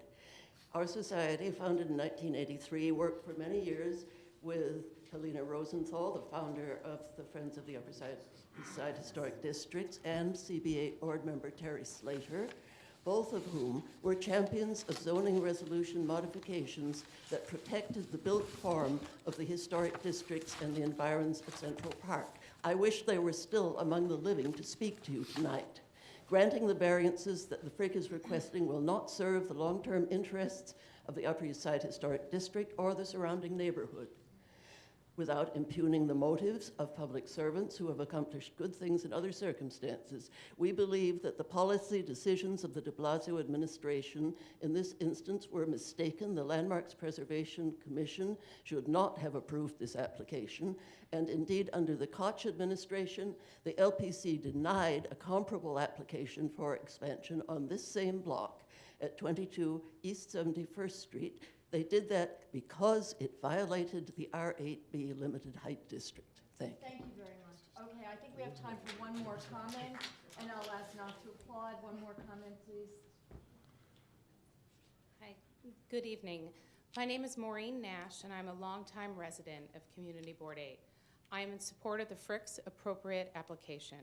If the FRIC receives the zoning waivers, it will construct a state-of-the-art conservation lab, new galleries for scholarly exhibitions, a cafe, an auditorium, and a dedicated education space. On a personal note, I'm especially delighted that the FRIC will be open to will open the second floor to the public to exhibit more of its collection, and so that visitors can finally go beyond that velvet rope to see how the Frick family lived during the Gilded Age. The variances would not alter the essential character of our beloved historic neighborhood, and for these reasons, I wholeheartedly support the Frick's application, and I hope you will too. Thank you. Okay, at this point, I'm going to ask for members of the board who have comments or questions to be able to speak on this. And thank you, members of the public. If you would like to say anything else, you need to find a board member in the first 3 rows to be able to do that for you. Excuse me, when we came in, we were told that we would be able to give statements of a minute or two. You were able to give a statement. No, you asked for questions. You didn't ask for statements. I asked for comments or questions. Excuse me? I'm sorry. We signed up outside and our names are on that list. Are you going to call on us? No. Did you I'm sign from the up? public and I signed up You to speak signed up to tonight. speak about the Frick? That's a public session. Yes, because there will be a public session after the land use meeting, which has to do with this, for you to be able to talk about something else. I'm asking you if you would like to speak about the Frick or something else. When we came in, I said, I'm here to speak about the Frick tonight. Okay. And I was said, there, sign up and you'll be called on to speak about the Frick. Will that not be during the Frick portion of this meeting? It has been during the Frick. But you didn't ask for comments, you asked for questions. I thought I heard my voice say comments or questions. If you had, I would have raised my hand. I thought you were going to call on us by name. If you would like to speak now, sir, please go ahead. Thank you. I'm Martin Kaplan, and we live in the neighborhood on 70th Street, and I consider this proposal to be beneficial to us as neighbors. Many times we call up to attend one of the lectures or the musicales, and we cannot get in because they're full. When we have attended, we've noticed that certain areas of that wonderful music hall have very good acoustics, and some areas have very bad acoustics. And the new room design will accommodate more of us to come who are neighbors in the neighborhood and to stay there. We respect the fact, since we're both in the music, in the art field and in the education field, that we are improving the educational services for students. And I believe many visitors to the Frick from the neighborhood will stay longer there, which is why there will be more services there, more ability to actually use a restroom that's accessible, ADA facilities for elderly people, and also see that gorgeous second floor with the rooms. And so I think as neighbors, we would like to see this approved so that we can make better use of the Frick. I also find that we live down the street where there is a school, a private school, that has school buses all the time. We are on a lane, a street, 70th Street, that has ambulances going all the time to the hospitals. So I think this worry about noise and amount of traffic is a little overstated, and I hope you will approve this proposal. Thank you. Well, you know what, let me just ask, are there any members of the public who would like to comment and have something different than what's already been either asked or spoken about? Okay, I see 3 people, and then we'll get to the board, Michelle. So let me ask those 3 people if you'd like to comment very briefly. We would like to hear everything that every single one of you has to say, and unfortunately, we are very time limited. Relating to the zoning. We need to be able to vote on this, and because of the holiday Thanksgiving, we had to move the full board meeting, which should have been next week, up to this week, and that's why we don't have the full amount of time that we're allowed to be here to devote to the FRIC. So the 3 people who raise their hands will just go across, starting with you, sir. Yes, my name is Leslie Samuels. I'm president of Unite to Save the Frick. And I've heard a lot of this discussion, and I appreciate it. And one of the things that you haven't talked about is kind of environmental issues, which we are very concerned about. There is a long construction period. They've said approximately 2 years, but we have heard it could be up to 3 years. And that is a long period on a complex site, and it raises serious environmental issues that have not been addressed in the woefully inadequate EAS. For example, there will be demolition of the 75-year-old bomb shelter vault under the Russell Page Garden that was built to withstand a direct hit from a 1,000-pound bomb. Asbestos was often mixed in concrete at the time of construction. Demolition of this unusual structure will certainly raise environmental hazards. After the construction, the one-story addition above the reception hall with large windows will cause light pollution at dark and must be redesigned. Finally, we've talked about the traffic and air pollution and noise pollution from additional visitors. And I have to just repeat, it's inconceivable that there aren't going to be additional visitors over some material point in time. And finally, 4 years ago, Unite to Save the Frick presented an alternative conceptual plan. And our view is that the 11,000 square feet of above-grade building can be reduced, so you don't have to have as many zoning variances. You can use more underground space. We think there's certainly more underground space. You can use more space in the library. There's the space next door. These are in combination. It's not all in one. You can use a combination of spaces to reduce the 11,500, so your zoning variances won't be as broad. And I would finally say to the comment about you can't do things off-site, I've added up how many employees are kind of finance and HR and IT. They're like 30. You can move 30 people off-site, maybe. I haven't, and that would reduce, you know, the number of office space that you would have. And I would say refusing to use office space should not be off-site office space. Refusing to use off-site office space should not be rewarded with zoning variances. Thank you.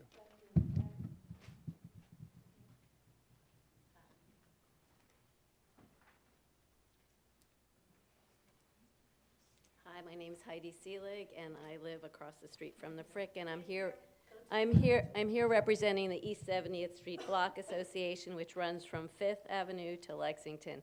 I'm not going to repeat a lot of what Les said, but I just would really like the community board to look carefully at the environmental assessment statement that the Frick has prepared. It is inadequate, it is disingenuous, it doesn't address myriad issues regarding noise, vibration, light, traffic, congestion. All of those issues have been woefully not addressed. And I don't know how you could grant these variances without further environmental review. There will be lots of digging. You're going to have jackhammers for 3 years. even though the FRIC says only 24 months, which it needs to say in the form to get by, they've told people it'll be 27 months, some people even 30 months. And in fact, they have a 3-year sublease on the Met Breuer. So that should indicate to you that they're not being truthful about really how long this is going to take. So please really look at this, because it doesn't address these environmental concerns, which are very important to our very tranquil and important historic neighborhood that has many individually landmark buildings within it, which will suffer as a result. Your environmental consultant is here, if you can speak to what's in the application. It'll be quick. Okay. Well, I think, you know what, would you hold off, because there might be members from the Sure. board that have Of course. environmental questions, and then, or at that point, if they don't, you can address that. And there was one more person, and then we need to move on. Were you over there? Yes. Okay, so go ahead. Thank you. My name is Leon Jones, and I'm the Manager of Operations within the Economic Empowerment Program at Sanctuary for Families. Through its innovative Economic Empowerment Program, Sanctuary for Families disrupts the cycle of poverty, homelessness, and domestic abuse by providing 150 survivors each year with hard and soft skills. It's about the FRIC. Hard and soft skills training necessary for career track employment within the living wage economy. That's just a little bit of context for you. Since spring 2017, EEP has partnered with the FRIC collection in more ways than I have time to mention.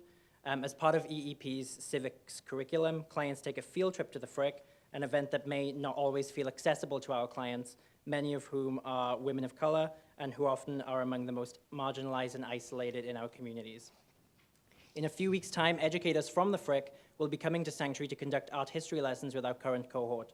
This education allows our clients a sense of shared ownership and responsibility for New York's cultural offerings, a vital element of our civic engagement curriculum. With their planned expansion, among many other important things, the FRIC will be better placed to provide these types of community educations at their location, with a dedicated education study center, maximizing their capacity for education and training, and providing a stimulating space for clients like ours to start their experience with the collection. Their focus on community impact and accessibility through this expansion shows that for the FRIC, this isn't about giving back, it's about inviting people in. Our clients may not be invited to sit at many important tables, but I am proud that they are valued members of the FRIC's extensive, diverse, and engaged community. Thank you so much. Thank you. Okay, at this point, we're going to turn to the board. Barry? Yes, my question is, how does the FRIC addition compare to the Guggenheim, Whitney, and Morgan expansions? Well, you know, every one of those institutions has a... Excuse me, I'm sorry, Barry, could you just narrow that down? What do you mean by compare? Well, I'd like to compare the size. The size. Yeah, I think it's a good question, but every one of those institutions has its own separate needs. But in fact, what we're doing is significantly smaller than what was proposed for each one of those. I think the Guggenheim, which obviously was a long time ago, added about 25,000 square feet, which was roughly 19,000 square feet, which was roughly 25% increase. And I think the board supported that back then. The Whitney, which proposed an increase in over 40,000 square feet of floor area, which is roughly another 50% bump up, and that was supported by the board as well. Of course, we know that Whitney ultimately did decide not to do that. And I think the Morgan also had an increase of about 25,000. Again, twice what, and a large percentage of what's being proposed here. Yes, they are. The Guggenheim is landmarked, the Morgan is landmarked, and the Whitney was. Yes, there were zoning variances for both also, all of those as well. Elena, you'll have a chance. Michelle? Yeah, I want to speak about this as a community board member, but also tell you that I'm a founder and the president of Historic Park Avenue, and I testified at Landmarks in opposition to this plan on behalf of that organization. However, my comments today are this. I understand about your programmatic needs. There were other plans presented that suggested that those needs could be met by building more of a facility underground. When I looked at the original plans, I saw more than half of the underground space that was empty, probably difficult to excavate, maybe even costly to excavate. However, it could be used. My biggest objection here is the violation to the frick. I'm not going to argue how many more cars you're going to have, how many more visitors you're going to have.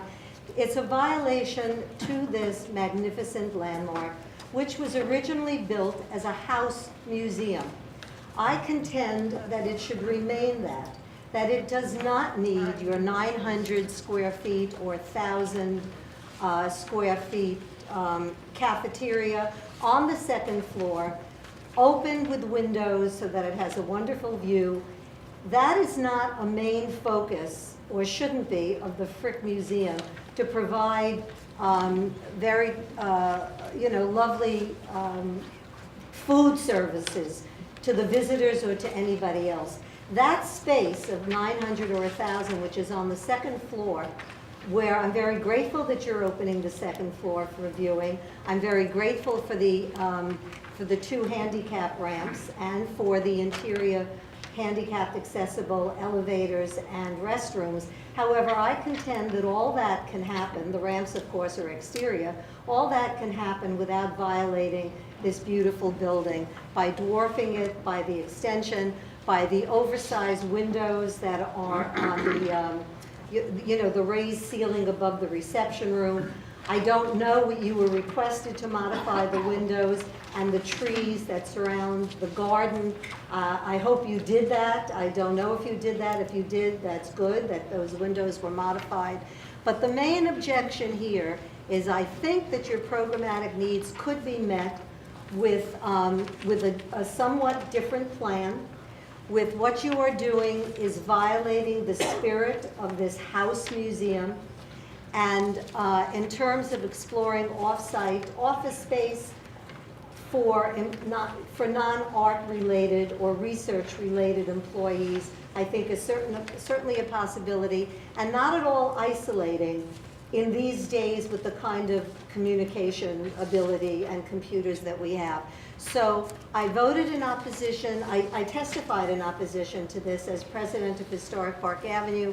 I'm going to vote in opposition to this tonight, but it is because of, I believe it is a violation of the integrity and original meaning of the Frick Museum. No, please, I'm going to ask you, for the sake of time, if you would withhold your applause. Thank you. Do you want to respond to it?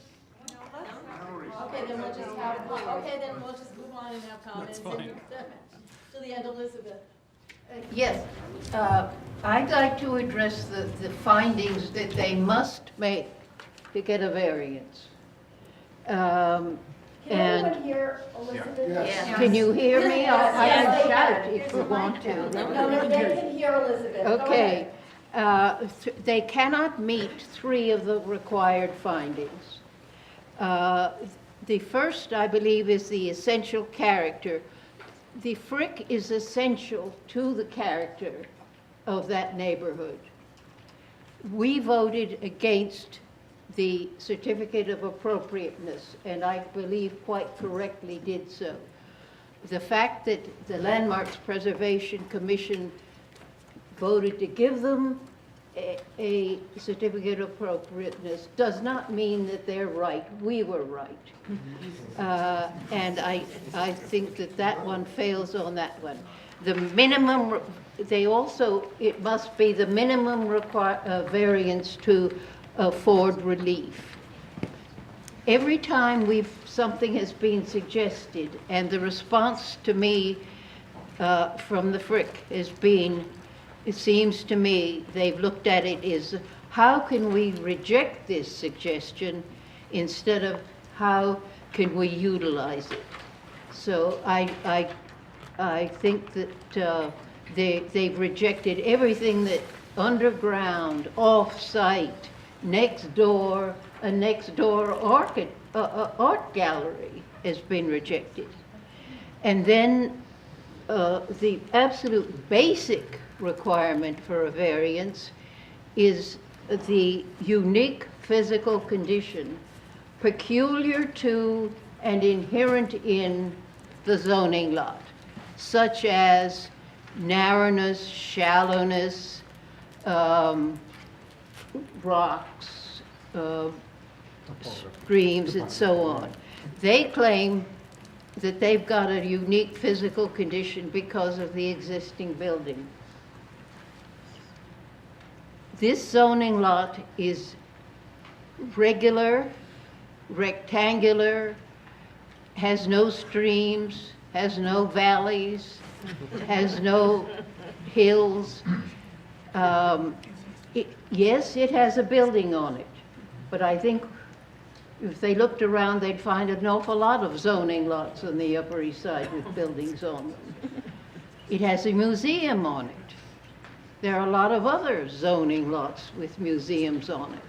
This is not a unique physical condition here. So it cannot meet the findings, and I think that we must reject this to protect the community and to protect the zoning resolution and to apply the law as it should be applied.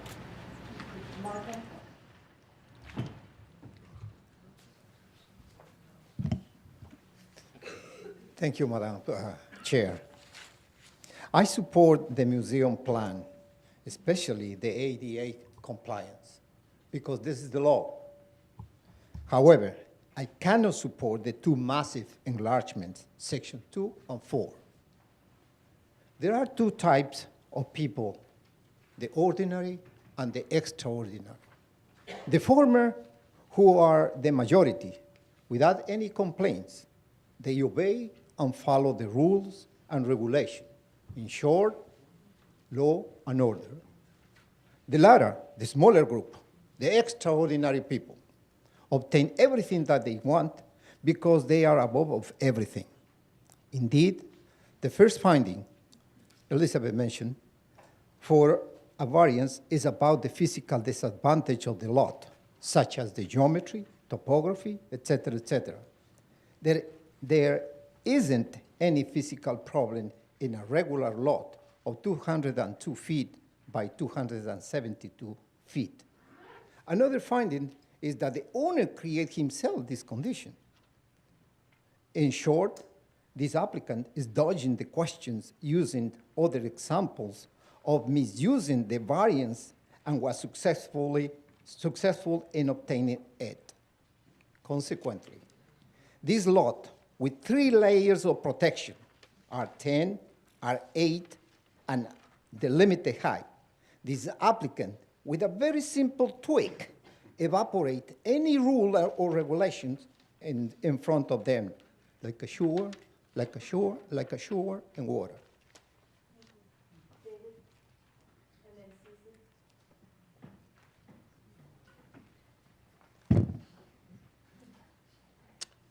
I was surprised that the attorney for the Frick wrote CB8 stating that I could not speak because of the conflicts of interest law. Never in my 50 years as an architect or my 9 years on the board has anyone ever questioned my ethics or my judgment as to when I could or could not talk. What was the Frick concerned about that they felt the need to exclude me? Here are the facts of the matter. I was the architect for Unite to Save the Frick, for whom I prepared the alternate plan to the building proposed in the Russell Page Design Garden. For that assignment, I received a letter from the Conflicts of Interest Board that enabled me to discuss, but not to vote. More recently, I submitted an affidavit on behalf of SIFD, Stop Irresponsible Frick Development, in opposition to the current proposal to enlarge the Frick. The board office was advised by the Borough President's office that I could speak, but not vote. As of tonight, I have not been retained by SIFD, and I am speaking as an individual and a board member. What we should judge tonight are the enlargements to the exterior of the Frick, not functionality, nor should we be swayed by beautiful drawings. This historic museum, this historic house museum is a treasure for our community and for the world at large. The Frick can achieve the functionality it desires in many ways, as you have already heard from the public comments. One possible way to expand is below grade, but the Frick stated in a prior meeting that their structural engineer feels that the building is too delicate. I would respectfully disagree, and look at what you're doing under the garden, right near the building. The engineer who worked with us on our alternate plan that included underground expansion was fully familiar with the structure of the Frick. This is the engineer who helped us enlarge the undercroft of a large 1854 church without any damage to the building, and an engineer who designed the underground excavation and enlargement for Zankel Hall under Carnegie Hall. I would like to state that what Seldorf Architects and Barb Lindebell have done, they have done well.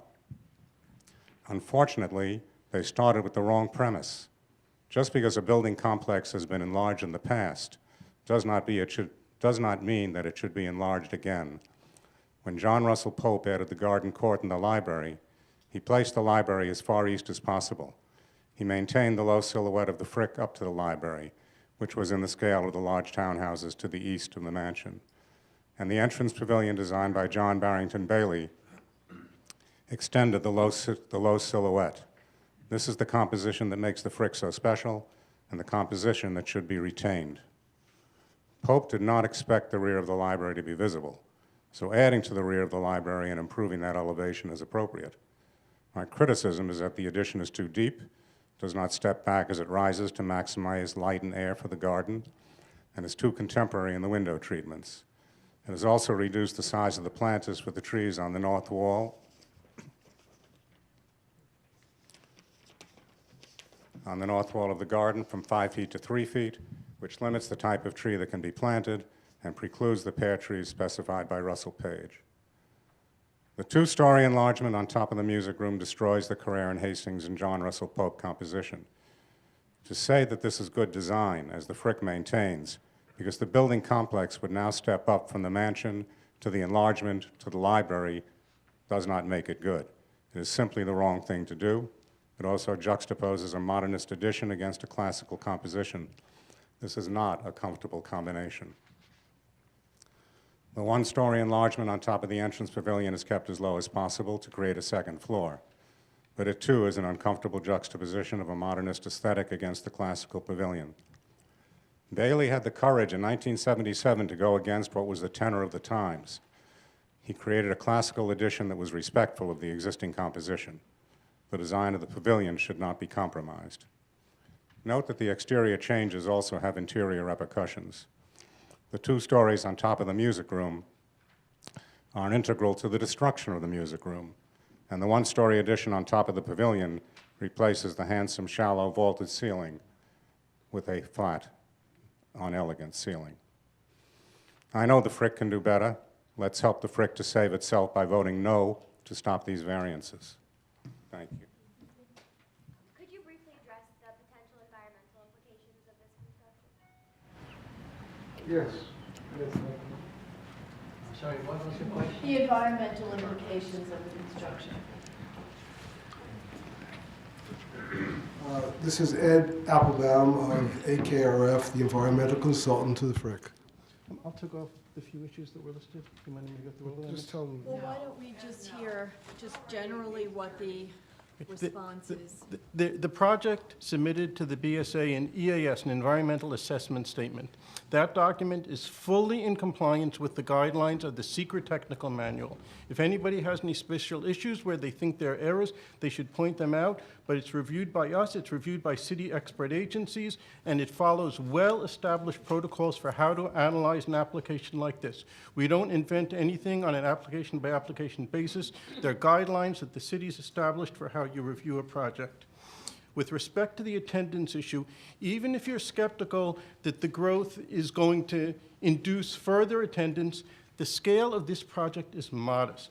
Even if you wanted to straight line it, this museum gets 300,000 people a year. If you did that on a daily basis, and I'll do very simple math, and you called it 1,000 a day, and you look at it on an hourly basis, it doesn't add up to a number that under any of the review guidelines could result in an impact. Similarly, the secret technical manual gives you a threshold in building size. The building has to be at least 25,000 square feet to even warrant an analysis in the addition. We are not 25,000 square feet, so under those guidelines, it by definition does not have the potential and does not require a further detailed analysis. The construction analysis that we provide is a detailed construction analysis. Even though we say that it's around 24 months, and at 24 months you don't really have to do an analysis, the analysis that's provided in this document, including noise, air quality, hazardous materials, construction worker estimates provided by the construction management firm, retained by the museum, all professionals, are provided in the document. There is nothing that's missing. Susie, did you have a specific question? I do. Okay, Rebecca, go ahead, I didn't see you over there. Sorry. To drill down on the environmental aspect, the gentleman raised a great point about how building materials were very different back then. There could be asbestos, maybe some silica dust, other hazardous materials. Do you have a remediation plan? There are well-established protocols from the Department of Buildings that will have to be complied with. This site, like almost all pre-war buildings in your neighborhoods, including most of the buildings that you have where you may live and where you do renovations, has to have asbestos abatement. It's not an unusual condition. It's very common to construction. Or this as part of the construction plan? I What we say is that the outlay, building but would have to... I'm sorry, you're yeah, right. do you have specific remediation plans for any environmental impacts that are brought on from this excavation, from other construction that's done on the site? So I understand, yes, legally you're following it, you filled out the forms, you checked those boxes, dotted those i's, crossed those t's, but specifically, what's your remediation plan? What are you going to be doing to make sure that local residents are protected as this, 100-plus-year-old site is now opened up and we don't know what could pour out of it? If you want, we can provide the backup on what those standards are, but they're pretty established buildings department criteria on how you remediate asbestos during construction. If a large amount of asbestos is found, for example, could that not elongate your 24-month construction timeline if you have to do a full remediation? And then couldn't that call into question other such things? All right, we have already had testing done, and it's incorporated into the plan already. So we've already had all the relevant testing, and it's incorporated into the construction plan. Just a question to follow up on one of the public members had asked about light and additional light pollution that could happen from your increased building size. Can you talk about that at all? I'm not sure I understand. Because we're building the rear of the library and 2 more stories, will that increase the light that people will see from the windows? Is that the question? It wasn't the rear of the library, it was the addition on The top. 2 stories, 68 feet, go ahead. And the cafeteria. It's not something that is typically looked at in secret.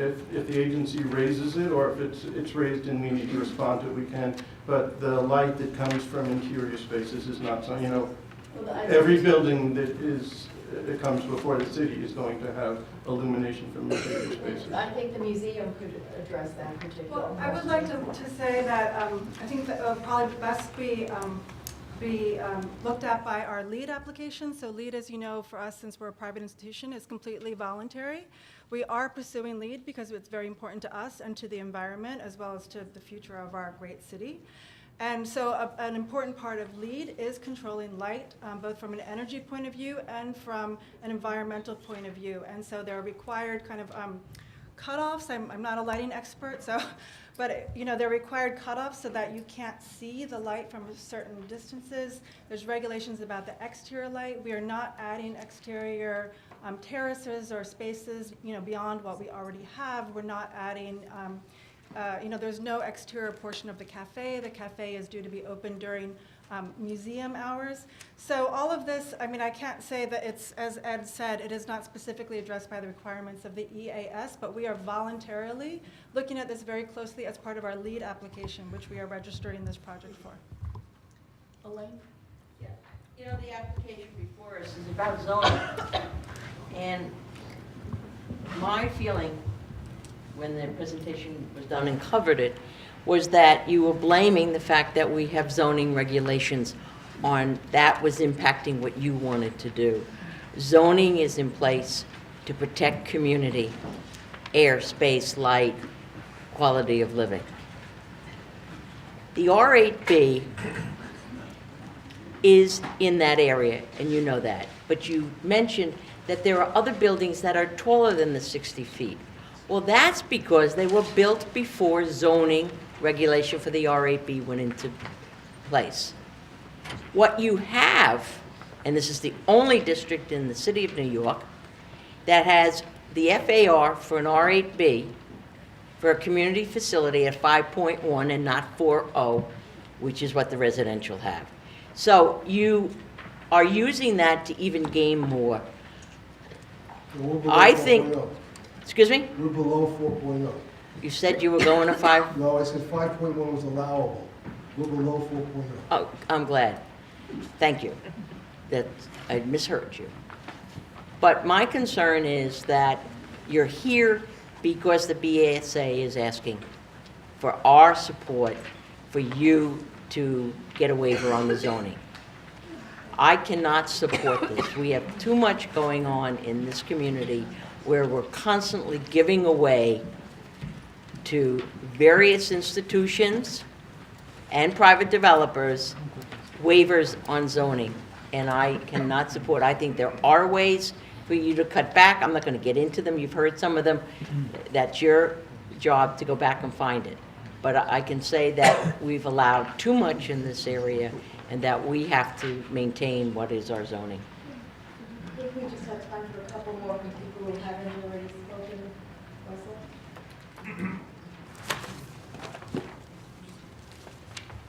So I'm, based on what I've heard, I'm in favor of this, and I just want to talk about some of the reasons why. So what they're proposing is ADA accessibility, which is extremely important to finally make the Frick ADA accessible. The fact that there's going to be more art on display, the fact that these changes will make them better able to fulfill their educational and conservation mission. Every time I've ever been to the Frick, I've walked past the beautiful staircase that's there, and it's been closed every single time, and I would like nothing more than to be able to go up that staircase and look at more art up there. And right now you can't do it. And the fact that their proposal would allow that, and the way that it would do that is to move the current offices that are there to a different space, I think is perfectly appropriate and a very valid thing to do. And the fact that the Frick has chosen to move the office space to space that does have natural light as opposed to sticking those people in a basement, I don't have a problem with that. I really think that that is an appropriate choice for them to have made. There are just a few more points I want to address. I think the Frick folks have ably made their case, but just a few things I want to sort of emphasize here. As they said, the cafe was requested by visitors. It's a thing that most other museums have. The fact that folks coming in there want to get a bottle of water or something like that can't do that now. I think it's perfectly appropriate for them to add that. I don't think it's some kind of money-making scheme or anything like that. I think if you look at the plans, you see that they really have moved as much as they possibly could underground, from what I can tell. I think the fact that they haven't proposed to do any excavation underneath the original mansion is good. I think the notion that you would do any kind of digging or excavating under the part of the museum that is the most important, the most beautiful, the most in need of preservation strikes me as very risky, not a good idea. I think the fact that they've completely kept that out of the plans is good. I think we were reminded when this came up in the landmarks context, appropriately so, that at that time what we were looking at is specifically the landmark issue, the appropriateness of the external features in the context of the general landmark nature of the building. And that discussion happened. The result of that vote was the non-result was the non-result. That part is behind us. And so I think to the extent that there are still folks who have objections, people on the board, to what the landmark issue was and the objections to the renovations based on that, that I don't think should be a basis to vote against this. We're purely looking at the zoning issue. And I think Elizabeth appropriately spoke to the zoning issue, and so I just want to address that point. I think the unique feature here that they're trying to address and that necessitates these variances is the fact that there's a mismatch between the as-of-right portion of the lot that they have, where they have a lot of floor area ratio available, and the part where they don't, and the fact that the part where they actually have a lot where they could build thousands and thousands of feet of additional floor area happens to be the landmark portion, and the portion where they don't have as much available is the non-landmark portion that's set back from the street. That's a unique feature, and the fact that all of this stuff predates any of the zoning. I think that does rise to the level of a unique feature that warrants a variance. So for those reasons, I hope people will vote for it. Okay, Jane? Call the question. Is there on the floor? There's no, Can I make a motion? I would like to make a motion to disapprove the proposed variance. Second. Okay, so there's a motion to disapprove. Second, sorry. And it's been seconded. Point of information. Speak to it. What's the, Point of order or something or other. The entire site is a landmark site. There is no point of, portion of that lot that is not an individual landmark. no, there was a motion that's been made, the motion has not been called. Anita, can you look on this? Oh, I'm sorry. You're absolutely right. I faulted other people for that, Mike. That's okay. Okay, the question has not been called. Sharon, did you have something that, or Lorraine, who's back over there? So, yeah, I just have a comment to make. So I just wanted to know at what point are we? So, okay. The board is aware of my position about this, this proposal. I'm very much in support of it. Sharon? The last, yes. Because we need to have full and transparent Sure. disclosure, could you just respond to that, please? Okay. Because of Civitas. Sure.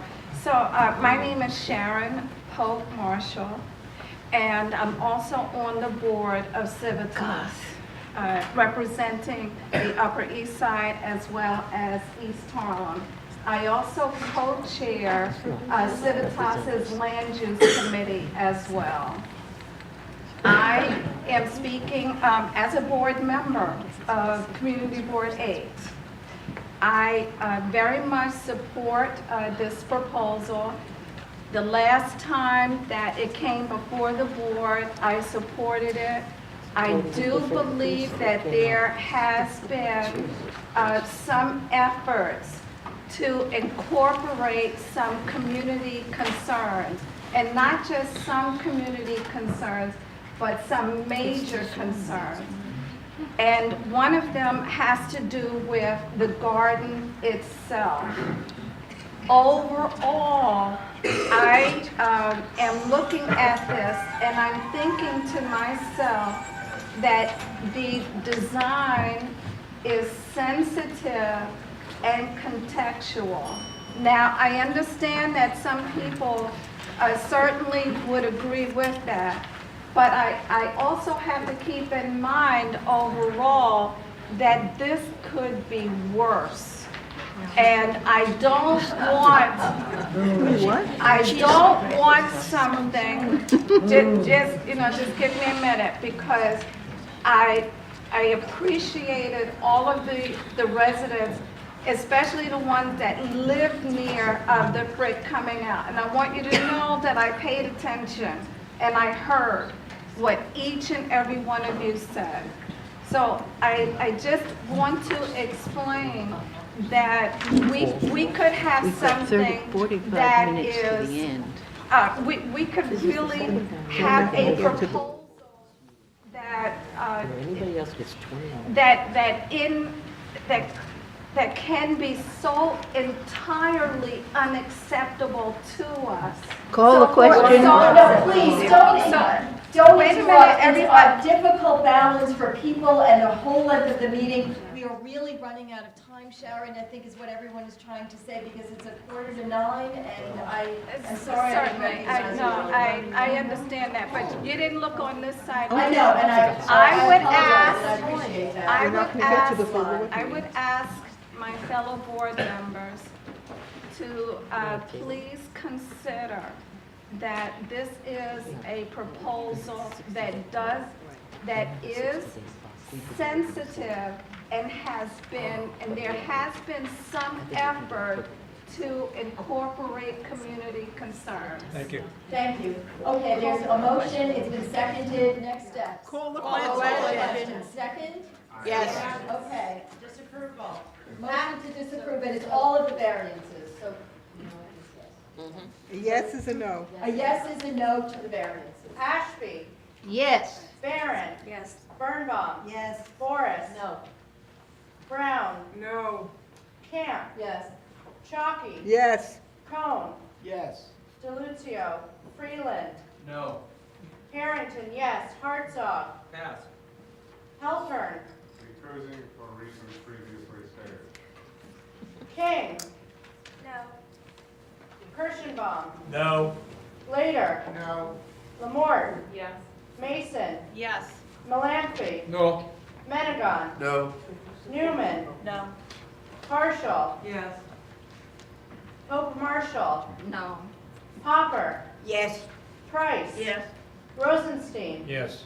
Rudder. Abstain. Salcido. No. Schneider. No. Shimamura. Yes. Spagnoletti. No. Squire. No.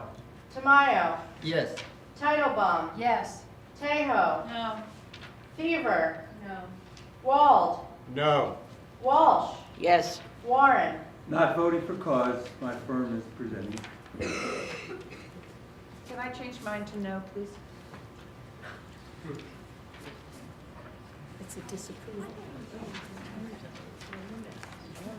It's very close. I think the nose may have gotten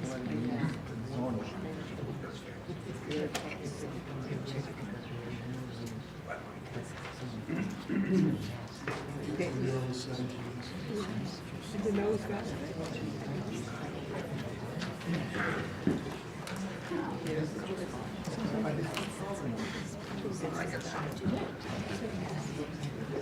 Double check.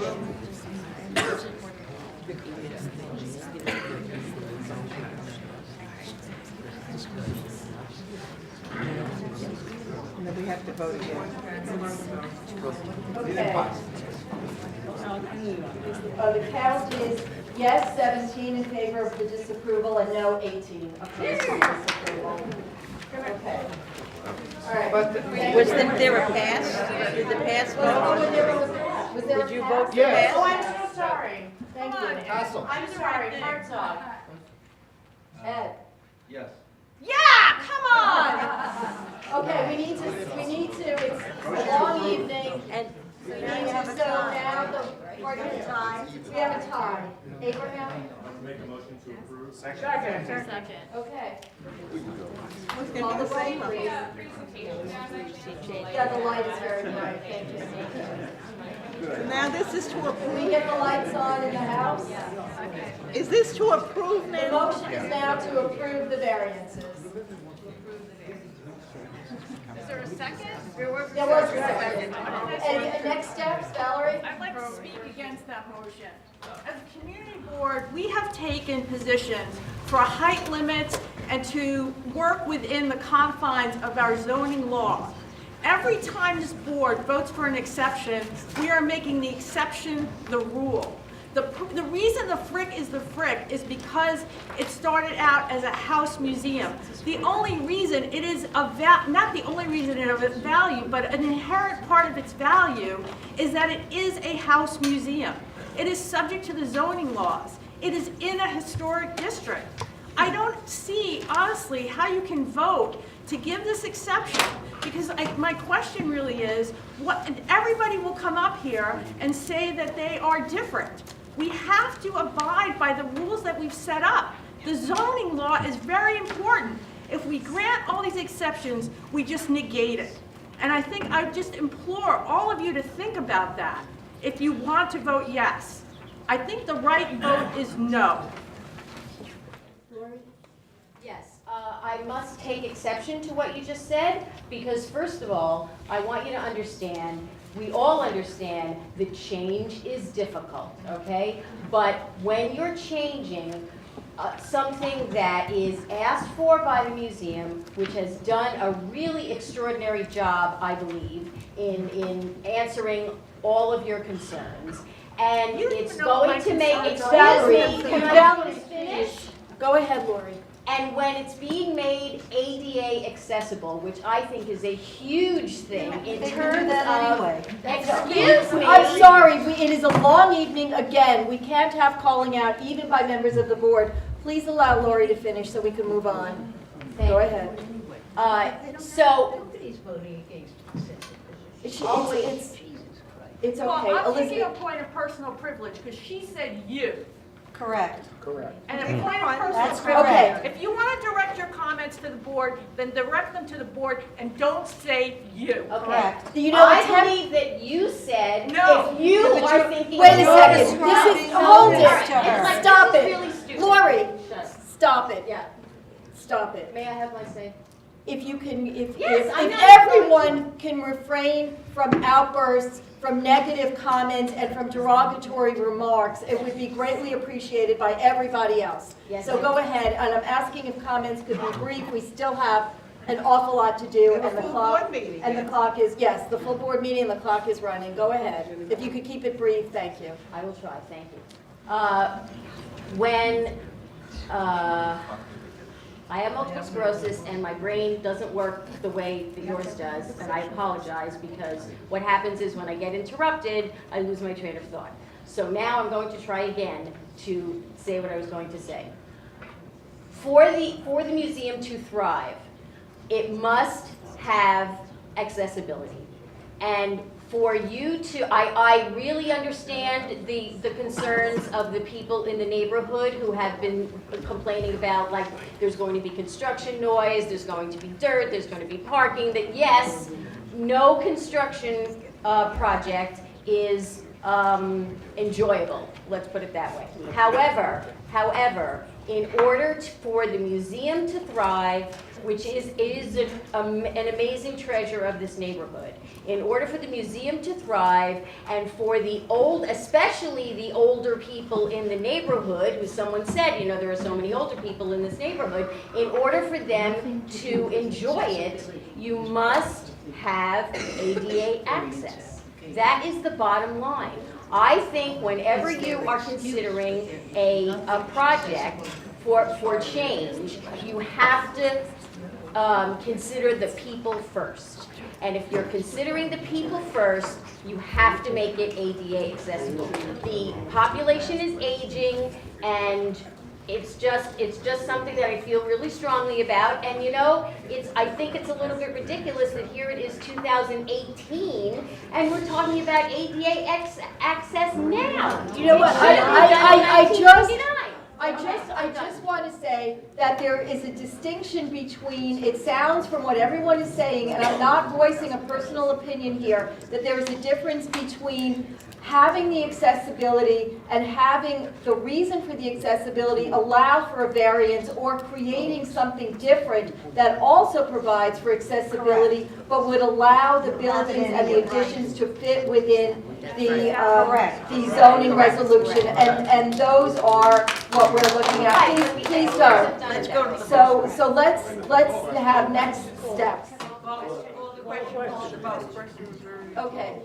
Is there someone calling the question? Yes, it was called. It was, because I thought all it was the motion and a second. Okay, Okay, the question is called, it's been seconded, let's call the roll, it's a motion to Now, let's approve. have, this time a yes is a yes. A yes is a yes to approve the variances, a no is a no to disapprove and oppose the variances. Okay. Just so that we're clear. Okay, Okay, go. so yes is yes.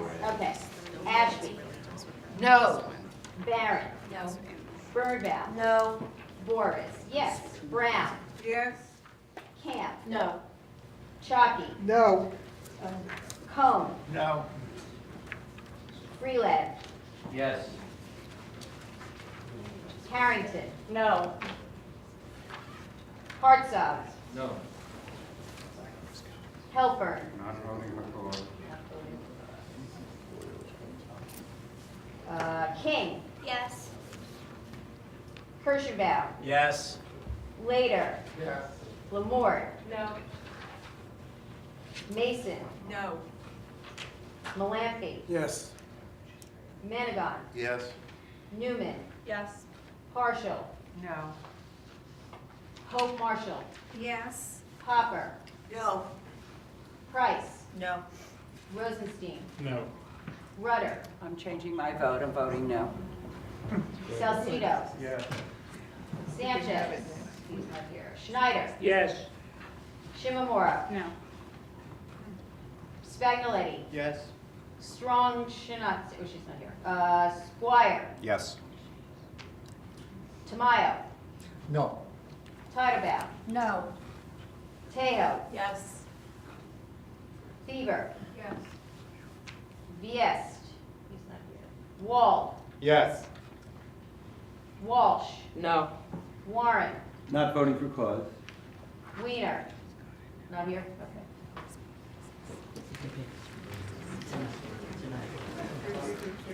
Okay, as soon as we're done with the vote, we're now going into a full board meeting. Apologies, I know it's late. No, it's not. It's enough. Oh, it didn't pass? Yeah, Okay. 1917. I 1917. need the official vote. 17 to 19.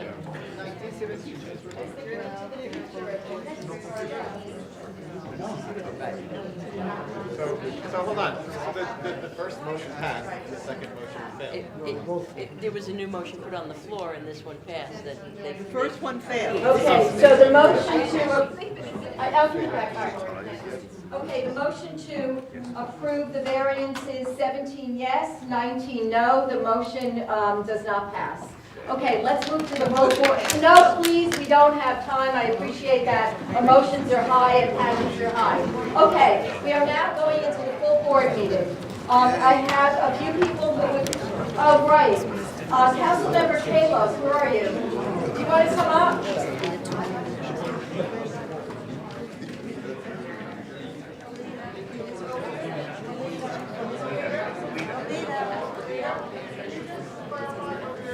Oh.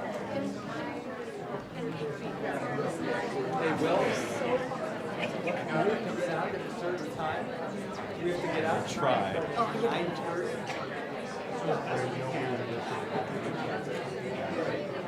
Oh, we can argue that. I mean, we can discuss it.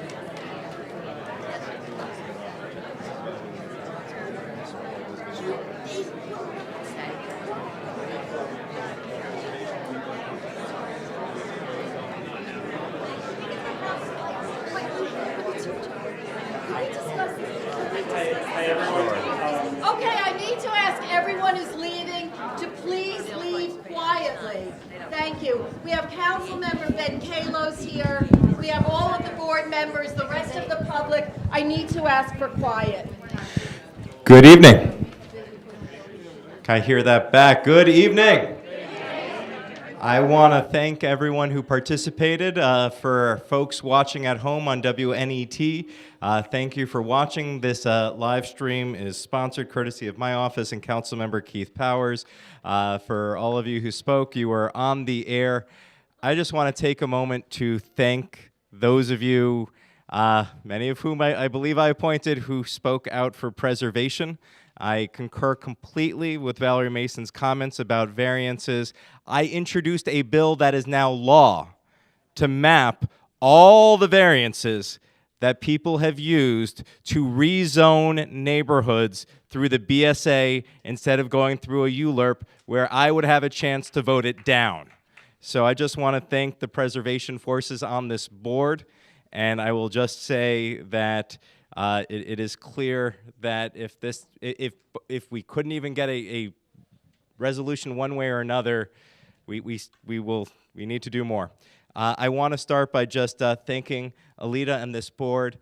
Your board does so very much.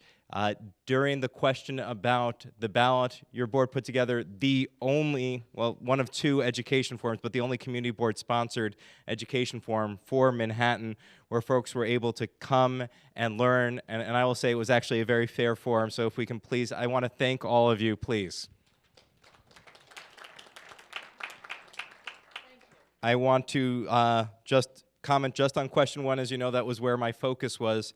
1.4 million people turned over the ballot. That was 75% of the folks, which is not very low ballot drop-off for the page 4 of a Flip Your Ballot campaign. And 1.1 million people, 80%, voted on question 1. That is more people than voted for mayor in 2017.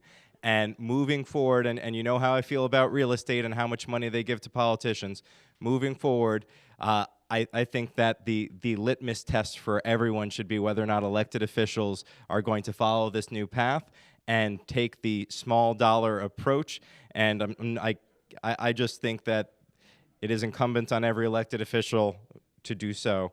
I can't speak more about that. I want to say that we've been opening pre-K seats like crazy. We are on track for 2019 for being at over 900 seats. In terms of the poll sites, I know that my colleague, Councilmember Powers, already spoke to it. We talked about this 2 years ago. We're seeing more and more pieces. I'm going to ask, forgive me for not putting you on the spot, but not calling ahead of time. I would like to consider doing a joint task force with you. I would like to do a poll site siting task force to work with whomever is interested from this board and perhaps bipartisan representation from both parties to just go building by building, find people who live in buildings with more than 500 units and say, can we put a poll site in your lobby so we can break up these mega poll sites that have 13 or 14 or 15 EDs? And I think that will help with some of the lines, and I think that is something that we can do. One other key thing that I just want to share, we rezoned Sutton. The BSA overturned our rezoning. I sued the developer myself in court. We went to court. We did something called the TRO. The lawyers in this room can tell you that is the hardest thing to win. We actually got the TRO signed, and we got the developer to admit on the record that they were building the building in compliance with the Tower on Base rezoning that we had won for the first 150 feet. And that's pretty much the definition of a tower on base. And so I think that developers hedging their bets. I didn't see 180 East 88th Street hedge their bets. We were also at the BSA recently on that one too. And the BSA appears to actually be on our side. So we are going to continue fighting those overdevelopments, even if it is me doing it. Two other key pieces. Legionnaire's disease is a problem. We've had somebody from this neighborhood die from it in 2017. The issue that WNYC uncovered with me was that the inspections weren't getting done, and we knew about it. I introduced legislation. It was heard this month that it's going to require us to send email reminders to say, do the inspection. If they don't do it, the city's already going to do it themselves, and we're going to send fines by emails for the people who don't do what they're supposed to do. Another key piece is we are putting cameras all over the district. I'm a person who likes my privacy, but it got a lot of votes on PB. The only complaints I've been getting is, why won't you put more cameras out? We're doing them on the Esplanade in the 60s and in the 70s. It's about $500,000 in cameras. We're also doing it on the 86th Street corridor, where we have 20 million riders a year, and at the 75th Street and First hotspot. If folks from CB8 have ideas for places they want cameras, we're happy to collaborate on that. There's a lot more that I'd love to say. There's one key thing I do want to share. After 5.5 years, and I don't know how many of you have gotten a chance to work with Paul Westrick, my legislative director. He joined me in a campaign that everyone thought was a long shot. We won. We passed 34 bills last session. It is more than, I think, almost anyone else in Manhattan. In fact, it was number 4 in the city council. There were small bills that didn't do anything, like requiring every single piece of affordable housing in the city to get registered.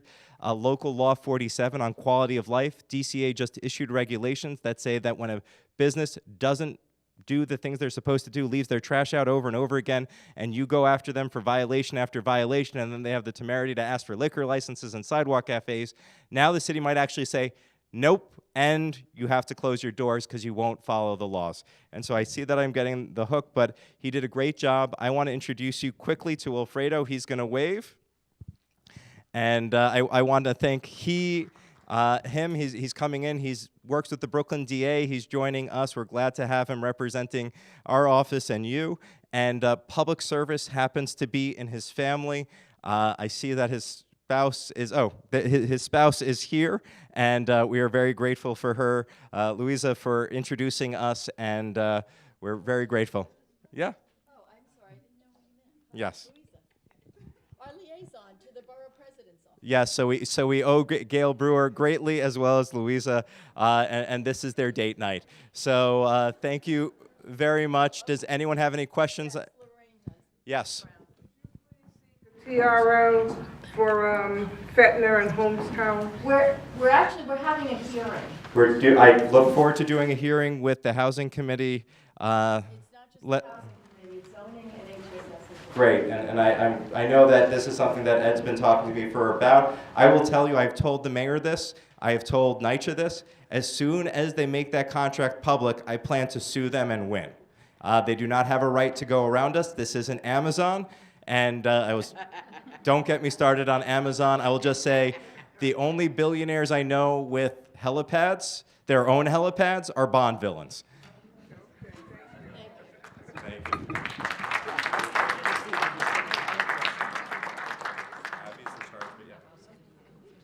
Okay. Thank you, council member. All right. So now we're in the public session for the full board meeting. I have, and I'm going to ask if comments could be limited to 1 minute. Alita, do we have an extension on the time because it's 5 after 9 now? We don't. What time are they going to? 9:30. 9:30? Okay, well, 2 of these comments relate to liquor license. Actually, 3 of them relate to liquor license for tonight. So I think it is only appropriate to hear from those people. If you could just speak maybe 30 seconds each. There are Ronan Downs and Carletta Downs. Are you 2 together? Do you think you could just cede, one of you could cede your time to the other and you could just speak very, very, very briefly? Thank you. Yeah, unless you're opposing each other, but you're not, right? Well, we've seen that in public life before. Thank you. I'm a tenant at 1264 Lexington Avenue. It is a rather small building. It's a 7-story building.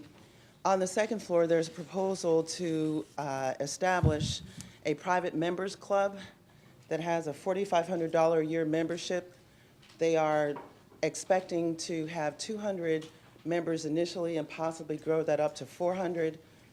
Our building entrance is rather narrow. Our elevator is only 4 feet deep by 2 feet 3 inches wide by 6 feet 9 inches. The stairwell up to the second floor is 2 feet 3 inches, which is not quite wide enough to accommodate the COO of 74 people that they have requested. We have young children in the building. We have teenagers. There are other people in the building who have young children. We oppose having alcohol sold in the building. It is a quality of life issue. They have opening hours. They expect to be closed at 8.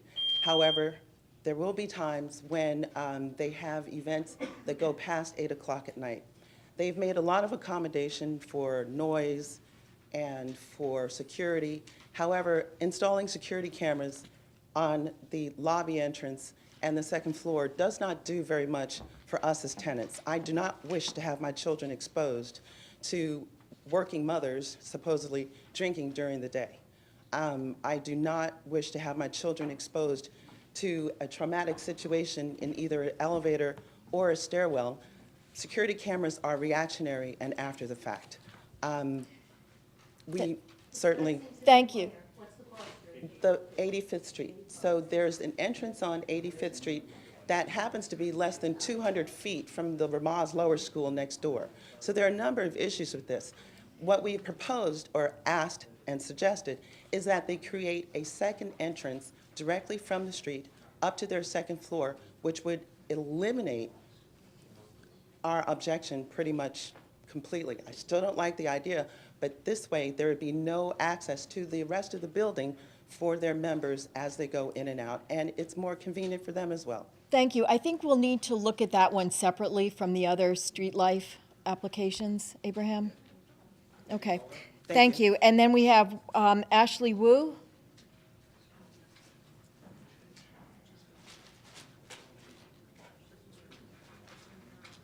Hi, I'm Ashley. Could you speak closer to the microphone? Sure, of course. I'm Ashley, and along with my husband Victor, we are opening Maison, which is the private members club on the second floor of the building that Mrs. Downs is referring to at 12. Okay. So should I start over? No, it's okay. Okay. You're opening the restaurant. We're opening the club. private members club on the second floor of the 1264 Lexington. Maison will be a place where women can work, relax, learn, and connect in a safe and beautifully designed space. As a mother of 2 young children, 4 and 17 months old, I know firsthand how difficult it is to balance the demands of motherhood and work.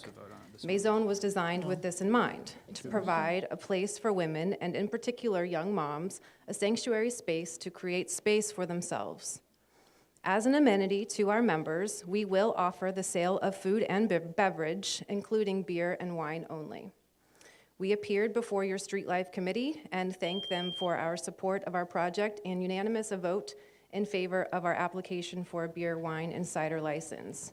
During our 2 meetings, we worked very hard with the committee members to address their questions. We went over in detail how Maison will improve the common areas of the building and how our presence will add a level of security for our neighbors in a non-doorman building.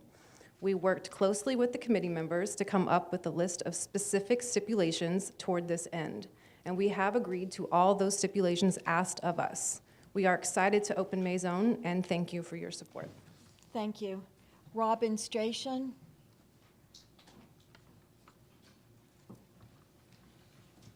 I'm not here to talk about a building or art. I'm here to talk about a very important natural resource in our community, our seniors. I represent Searching Care. Since 1972, we've been helping the community's older adults to remain in the community with dignity and peace of mind and fee-free services, primarily through social workers and retired financial professionals. I just want to bring your attention to the fact that this is the holiday season, often a very sad time for people who are alone and isolated. The New York Times has done an article that literally relates isolation to a deadly disease. And it's something that's very easy to resolve if you show a little bit of kindness. And that's why we have therapeutic groups. If you have a neighbor who is alone, please let them know. Our doors are open for crafting, for newsroom, which is everybody's favorite, talking about current events and the man in the White House. We also have one-on-one computer coaching, which is great because it can help people connect to a grandchild that's out of state, for somebody who's never used a computer before. One last thing, we have a very important pet program. For older adults, their pet is family. It's often their last source or only source of affection. If anybody wants to volunteer to help an older person take care of a pet, we're happy to. Tomorrow is our first webinar. We're talking about the financials of owning a pet, which for an older person is even more difficult. If you'd like to reach us, we're at 212-289-5300. Thank you. Thank you. Okay, is there a motion to adopt the agenda?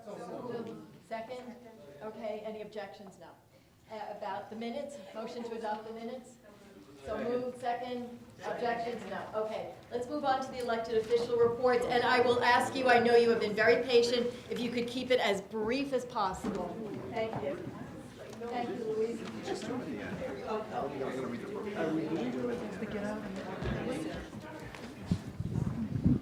Hi, everybody. I'll be very brief. I know we all want to go home. My name is Luisa Lopez. I'm the community liaison for the Manhattan Borough President's Office.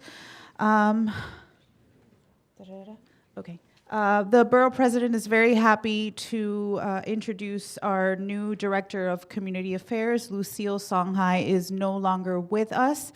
Our new director is the former New York City Council member, Rosie Mendez. Rosie is not with us here tonight. She's already busy at work at another community board meeting, but she will be with us next month, and she's very excited to join the team. We will be rolling out a cultural tourism grant process this fall. These grants will help fund promotional and marketing efforts for nonprofit arts and cultural organizations. So if there are any here in the room, or if you know of any in the district, please reach out to me, and there is also information on that on our website. The Borough President takes the disappearing small businesses in the district and all over Manhattan very seriously, the empty storefronts very seriously. To that end, she is convening a short-term small business task force, which will be comprised of small business owners, policymakers, real estate agents, and more. The first meeting is actually this week. If there is anybody in the room or in the district that would like to be part of that small business task force, please please reach out to me, and I'll make sure that you get on that task force. And last but not least, it's almost community board season, so if you know of anybody that would like to be part of the community board, please reach out to me as well. Thank you very much. Happy Thanksgiving, and I'll see you all next month. Bye. Madam Chair, could I suggest that we dispense with the rest of these reports, because we don't have time. If we have to be out here at 9:30, we have all these committees to go, we have elections to go, we have a hiring decision to act on. We have a lot to do. On the other hand, the elected officials have been really patient. Could you speak really fast? The elected official staff. Substantive news. Go, yeah. I have 4 points. Senator Kruger was reelected, so thank you for your vote. And we just have some events in the back, our normal materials, and as well as a tenant forum on December 5th. And hope to see you all there. Thanks. Thank you. Thank you. If you don't mind not doing it, that'd be great. 30 seconds. Thank you. Hello, everyone. My name is Daisy. I'm from Senator Serrano's office. Just wanted to let you guys know that as of Friday, I will no longer be with the senator. But we do have our new community liaison in the room, and she's in the back. Her name is Suad. So if you guys have any questions, your point of contact would now be Suad. Thank you. Good luck. Thank you. Thank you. Okay, thank you to the elected officials. Okay, we need to move on to the elections. The bylaws require that they be done individually, that they be done this month. I'm going to ask you if you would waive adherence to the bylaws and just do them all unanimous. I mean, Yes. you do them Yes. all at once. Yes. Okay, Unanimous. then let's just do them all at once. Chuck? I move that we vote to elect all the officials who are running unopposed our board office. Second. Okay, second, calling the question? Okay, call the roll, please. You don't have to ask if there are any no's. Oh, are there any no? That's right, I'm sorry, I wasn't even thinking. Are there any no's? No. Unanimous. Okay, so it's unanimous. Okay, it's unanimous vote for everyone. Thank you, as I said, I don't take this for granted, and I've been calling you and talking to a lot of you. Okay, let's move on to, for the chair report, all I will say is that the voting reform task force is restarting. Craig right now and Sherry Weiner are going to be co-chairing it. The bylaws committee needs to get restarted. Chuck, pay attention. And, I'm asking all the board chairs, please to send in your resolutions and your minutes fast so we can post them as soon as possible. And there is that hearing on Fettner, November 28th. It's the zoning, the affordable house, the housing committee, and the HSS. I would ask you all to go and look at all of the minutes from previous committee meetings on this so that you come prepared to ask lots of questions. We've asked for a rep from Fettner. We've asked for Fettner to show up. We've asked for a rep from the mayor's office and from NYCHA to appear on that, and George James will be there as well. So it will be very interesting. Please come. And that's all I'm going to say. So let's move on to the committee reports. Transportation Committee, Chuck and Craig. We'll do it right here. We have The hiring we're going to do after. We have 2 unanimous resolutions. One is the Morton Williams Supermarket, where what they're doing for deliveries, which we all agreed to, is we're going to take 2 parking spaces and a taxi stand right in front there, and that'll allow the trucks. It'll be a truck parking only for 7 a.m. to 7 p.m. and that was unanimous. The second one was on 79th Street, where we have a traffic problem, that situation that came up in connection with people being killed at 79th and Madison, and we adopted a resolution to prioritize the intersection of Madison and 79th Street for improvements, and to do certain things, such as, not limited to signal timing changes, left turn signals, leading pedestrian intervals, and sidewalk improvements. And those were both unanimous. Do we want to take them both? Call a question on both. All in favor? Any opposed? So we call a roll? All right, we're taking 1 and 2 together. Yes? Correct. Yes. Ashby? Yes. Barrett? Yes. Burnbaum? Yes. Morris? Yes. Brown? Camp? Yes. Shockey? Yes. Cone? Yes. Feather? Yes. Freeland? Yes. Harrington? Yes. Hartzog? Yes. Yes. Later. Yes. Lamore, yes. Mason. Yes. Malampi. Yes. Menegon. Yes. Newman. Yes. Partial. Yes. Pope Marshall. Yes. Hopper. Yes. Price. Yes. Rosenstein. Yes. Rudder. Yes. Salcido. Yes. Schneider. Yes. Shimamura. Yes. Spagnoletti. Yes. Squire. Yes. Tamayo. Yes. Titlebaum. Yes. Tejo. Yes. Beaver. Yes. Wald. Yes. Walsh. Transportation. Elaine? Not, what is the issue? I read all this stuff, I just. Transportation, we're doing 79 together. Yeah. For it, I'll abstain. Okay, abstaining. Warren. Yes. Okay. The motion passes. I just want to take 10 seconds to acknowledge a new member of our committee who was very helpful in this, Billy Freeland. Oh, great. Thank you, Billy. And I just want to say that Craig is very overloaded with that pesky work thing that he does and co-chairing transportation. So if anyone would like to take over his co-chairing of the voting rights reform, please just get in touch with me. Thank you. Okay, we're just going to do landmarks from here too. Number 1B was unanimous, and the other 2 and 3 were unanimous. Marco. We put together all the yeses, except we have one disapproval. Yes, we may. I just want to point out, because I put it in the draft I sent to the board office, 146 East 65th Street is the former residence of David Rockefeller, which I thought was an interesting footnote, but yes. So does anybody want to call the question? I got it. Can you, 1B, 2, and 3? Yes. All unanimous. Unanimous approvals.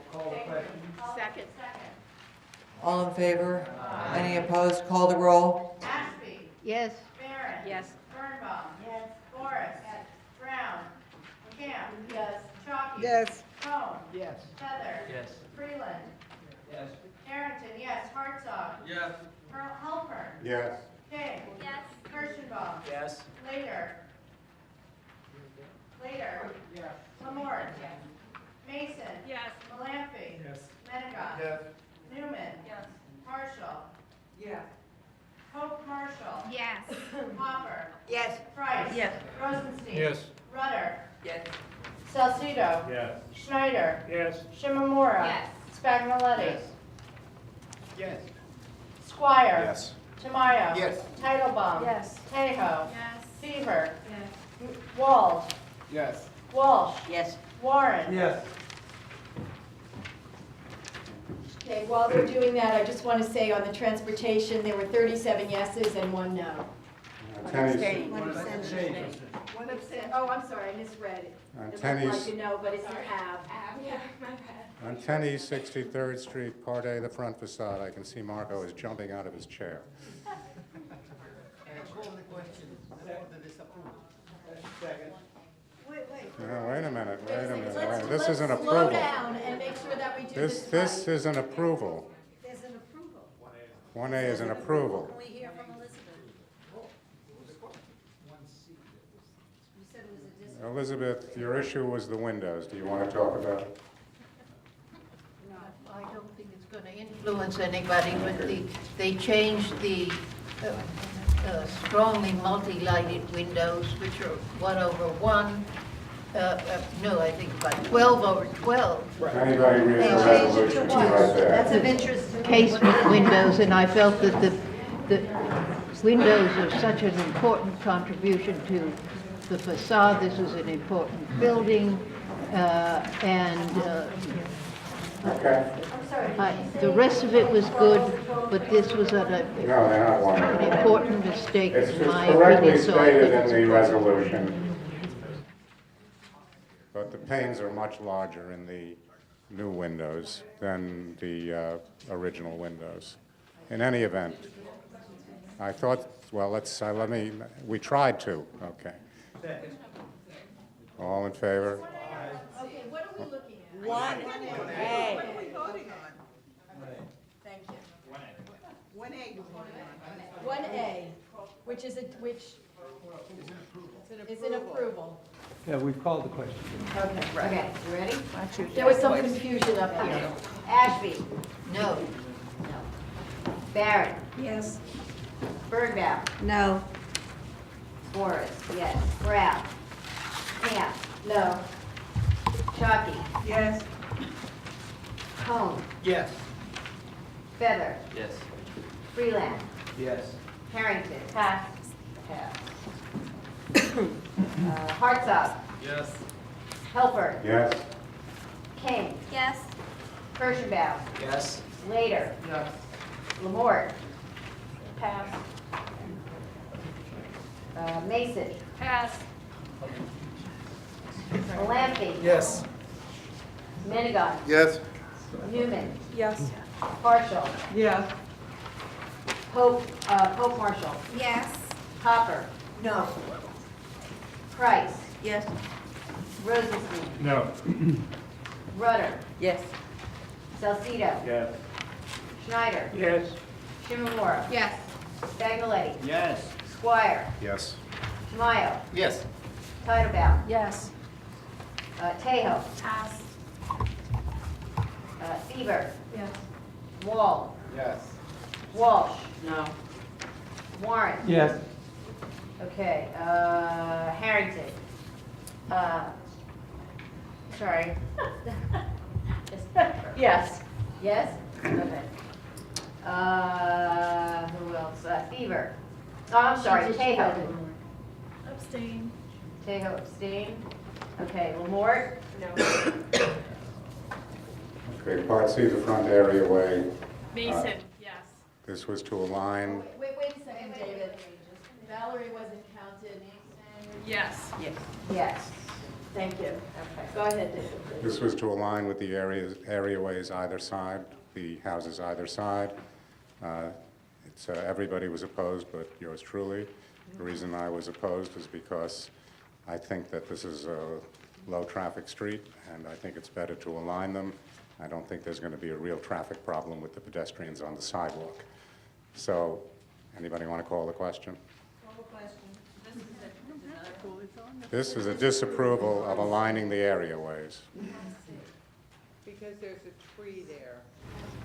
There's a tree, so it narrows the sidewalk as you pass the tree. All right, call the question? Call the question? All in favor? All opposed? Ashby? Yes? Disapproval. Yes, It's a disapproval. So yes means yes. Ashby was a yes. Barrett? Yes. Birdbaum? Yes. Flores? Yes. Brown? Camp? Yes. Chalky? Yes. Cone? Yes. Feather?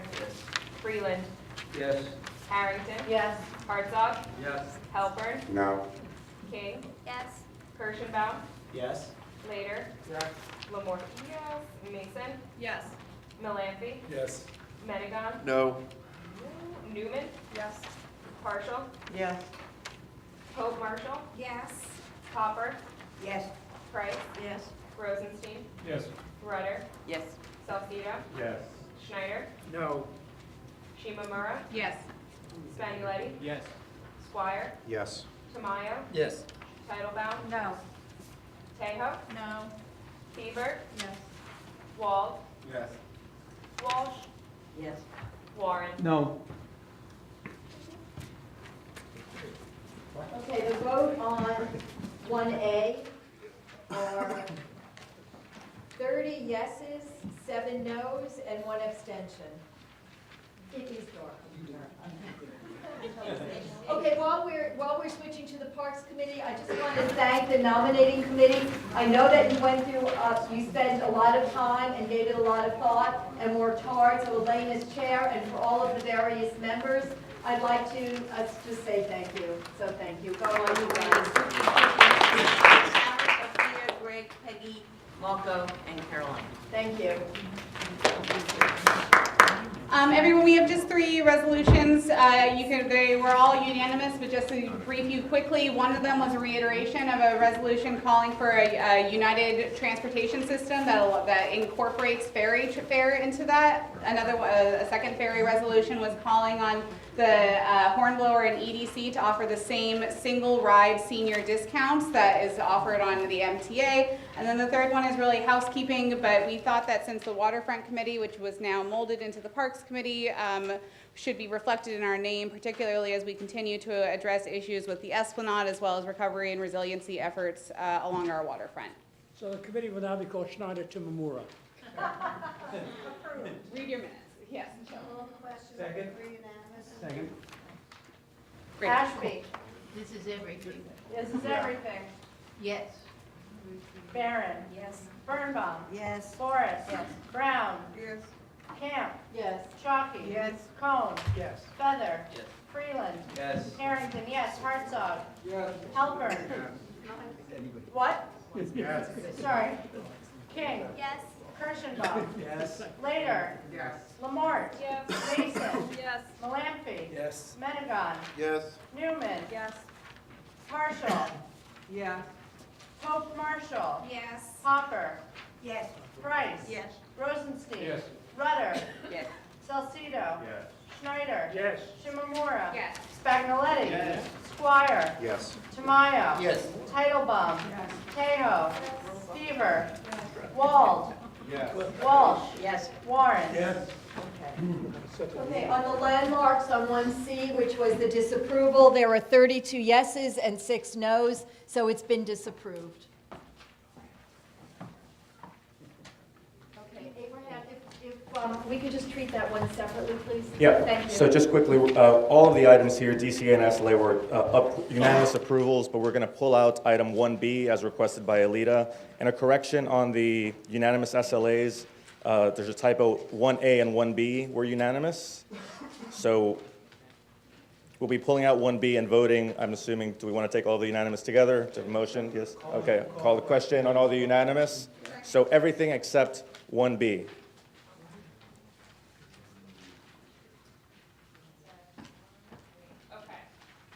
All right, Ashby. Yes. Barrett. Yes. Birnbaum. Yes. Flores. Yes. Brown. Yes. Camp. Yes. Chalky. Yes. Cone. Yes. Feather.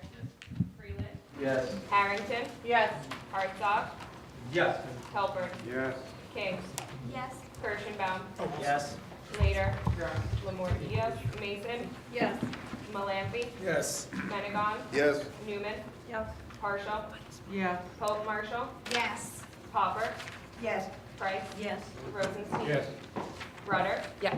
Salcido. Yes. Schneider. Yes. Shimamura. Yes. Spagnoletti. Yes. Squire. Yes. Tamayo. Yes. Titlebaum. Yes. Tejo. Seaver. Wall. Yes. Walsh. Yes. Warren. Yes. Unanimous. Okay, so for item 1B, we heard in the session from the applicant, this is a members-only establishment on the second floor of a residential building, which was previously commercial, bank, and an H&R Block, if I recall. This was an applicant that came to us in October, but after becoming aware of concerns from residents in the building, agreed to lay over and came back to us in November with different considerations for those concerns.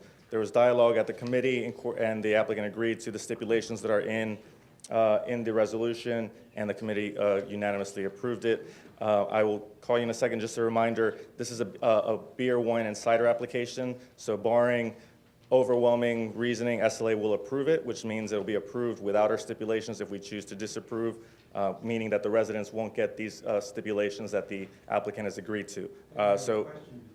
Yes. One question. What about the issue raised of a separate entrance for the member of the public? Talk about that. Was that discussed at all at the committee? That was discussed at the committee from the applicant that because it is from the big interest that it's cost prohibitive to construct an entirely new entrance from the Lexington Avenue side. I did, yes, it was a bank and an H&R Block. So Mark, you had your hand up first. Yeah, I would like to propose a substitute motion and then to speak. The motion is to approve this application as per the legal number of occupants on its existing certificate of occupancy, CO. Does anybody can second? Second. You mean it's the second, you mean it's not? It's just only for 24. What's the resolution? To explain it. Can you repeat the resolution? I don't know. The committee approved this application because these applicants filed an alteration to increase the number of occupants. This application presently has been disapproved by the Department of Buildings. And we don't know when the applicant will address their objections or will never address them. Therefore, it is too premature to approve this application because we cannot anticipate the outcome of this process unless it is approved and a new CO issued. Also, this application was approved by the committee because the applicant is proposing some securities such as bouncer cameras, et cetera. These securities are fine, but these don't resolve the legal use on this venue. On the other hand, there are serious concerns on the applications filed in DOB. This applicant is changing the use at the second floor from, quote, commercial office to professional business office, as I saw in DOB records, when in reality, this applicant is filing right here to obtain a license to sell wine, beer, and cider. This means that this venue is an eating and drinking establishment, which should be the correct use filed. Therefore, filing as a professional business office use, along with the changing of number of occupants from 24 to 74 people, most likely this applicant doesn't want DOB to know this new use because it may trigger many other regulations to conform to eating and drinking establishment use, and the applicant may or may not be able to comply with them. In short, we shouldn't approve this or any other application that is unlawful. Thank you. Yes, unless I misunderstood what I heard, this business is going to be using the same staircase and the same elevator that the tenants in the building are using. This is a building with no doorman. I live in a 5-story walk-up. I went through an Airbnb situation where people were constantly coming in and out. We didn't know who they were. It's not safe. We went through this once before with the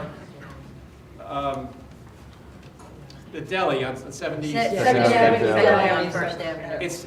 We should not be exposing the tenants who live in this building to strangers coming in and out. I don't care what you call it. I don't care if you call it a membership or not. Their pictures are not going to be scanned, they're automatically identified. Next, it's going to be a liquor license. It's not safe. We should not accept this. We should not tolerate it. If they don't have a separate entrance, we should oppose it. I asked Marco to withdraw his proposed resolution and substitute it with one to reject it on the basis of safety for the tenants in the building. For the record, it was a commercial establishment before with allowing people to use that entrance. What kind of people? It was a handful of people or 56? Nail, bank, H&R Block, so people were coming in and out before. Yeah, but we have lawyers too that have people coming in and out. Let me say, I have a unique experience. These are my former neighbors. I used to live in this building. It is insane to think that they would use this elevator as a commercial use.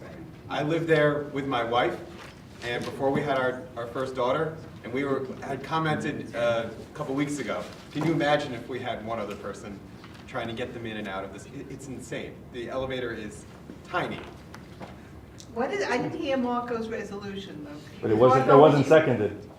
It was seconded. Okay. Would you repeat it, please? The resolution is to approve this application, what the legal certificate of occupancy said, 24 people. I'm saying that is because if we don't do that, the liquor license authority, they will approve whatever it is. Okay, I don't think I'm sorry. Did she? He recognized. I'm sorry. I was interrupting because I just wanted to make sure that everyone understands the issue, because Abraham and I have talked about this, that if we say, if there are stipulations and we approve it, then those stipulations become part of the record. If we disapprove it, then, and SLA approves it anyway, then the applicant doesn't have to do anything that we've asked them to do. I'm not, Then again, can we- it's not my personal opinion, I just wanted to make sure that Abraham made the point and that it's in everyone's thinking, because it's a different situation. No, I was But I'm not calling on recognizing. people, I'm sorry. Michelle, I know, I I apologize, No, Michelle. no problem, I'm glad for the clarification. My question would be, it seems to me, if it is not compliant with the DOB requirements, how or why would the SLA approve it? In other Well, words, they they're would. changing, they're calling it a professional space, a professional business office. It's clearly not that. They're asking for an occupancy of 74, when the regulations call for 24 or 44? No, the current CO. The CO for 24. So they're seeking to amend amend the CO to expand the occupancy. So No, that's, yes, but you're changing the use. They're calling it a business office. It's in the same group use, is it not? Yeah, it's the same use. It's the same group The use. point is, I don't want to address the means of egress that the tenant said, because we are not the Department of Buildings. And this is what I asked him, to bring the legal CO. And then the Department of Buildings will be in charge to review this application and the means of the egress. So what Marco, I think what you're saying is if we require the correct C of O, that will bring some additional scrutiny to the premises. I've been in that building, and that staircase is very, very narrow. If you had an egress for fire or any kind of an emergency, you're not supposed to use the elevator. Anyway, you're supposed to come down the staircase. I don't see that as safe. But to me, there are enough questions here. I don't know how we do it. That you would know best as to how to alert the SLA that we are objecting for this reason and call upon them to look into it further and not just approve. But if you're calling something, I mean, it may be the same use group, but if it's the same use group, why are you calling it a professional business office? If it's the same use group, why aren't you calling it what it is, which is a private club? Wait, they're seeking to amend the CO, if you want to speak to that. Look, in general, we haven't gotten into, when somebody comes for an approval, we have to assume that they're, in order for them to operate, they're gonna have to get their appropriate legal clearances. We don't necessarily, if we wanna hold this off for when they get the C of O amendment, if that's gonna take a while. Well, I would do take that a while. because I don't think we But should I don't know be what in their a timing, position. I don't know what their timing is, But when I it's don't think scheduled we to should go. be Do in you a know when it's position scheduled? just because we're afraid that the SLA is going to override us. If Does we the are applicant concerned know about how that, long? then let's write our concerns to the SLA. I mean, let's. I would like to say something that may change the way people are thinking about this. Will just told me that the board office understands that this is a rent-controlled building, and there's a possibility that there may be an issue with rent stabilized? Rent regulated. And this may be a way of, and I don't know, a way of people trying to get tenants out of the building or harass tenants. So I don't know, but it's just a different way, perhaps, or a different slant for you to think about it. And Will could speak to this too, because it's. No, we can't, but you could. But the fact that there are rent stabilized or rent regulated tenants in the building might affect the way people think about it. Again, I'm not expressing any views. I'm just repeating what Will has just told me. I want to just address some of the. Can the?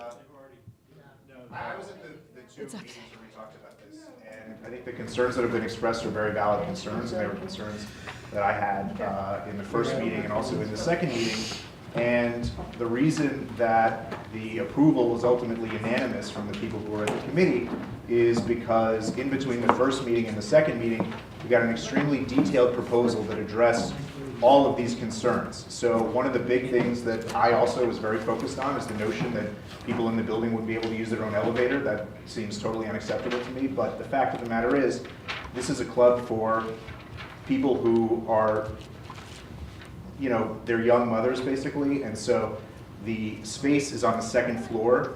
There's a staircase that's right there, and so it's a lot faster because it's actually kind of a slow elevator. it's gonna be a lot faster and easier for most of these people just to hop right up the stairs and go straight there, and it's not gonna be a big imposition on the elevator, so that's the elevator point. The other point is, With their strollers. Women's only club is You legal. guys have got to let the speaker, in this case Russell, finish and not call out. Abraham is calling on people. You've got to let everyone have a chance. yeah, look, ultimately, if you guys, disagree, it is what it is, but the other point about the security, again, that was something that we were very focused on in October, and coming back in November, what I think allayed our concerns was the fact that it seemed to us that security was actually going to be improved in the building as a result of the stuff that they were proposing, because currently it's just a very standard buzz, no camera situation.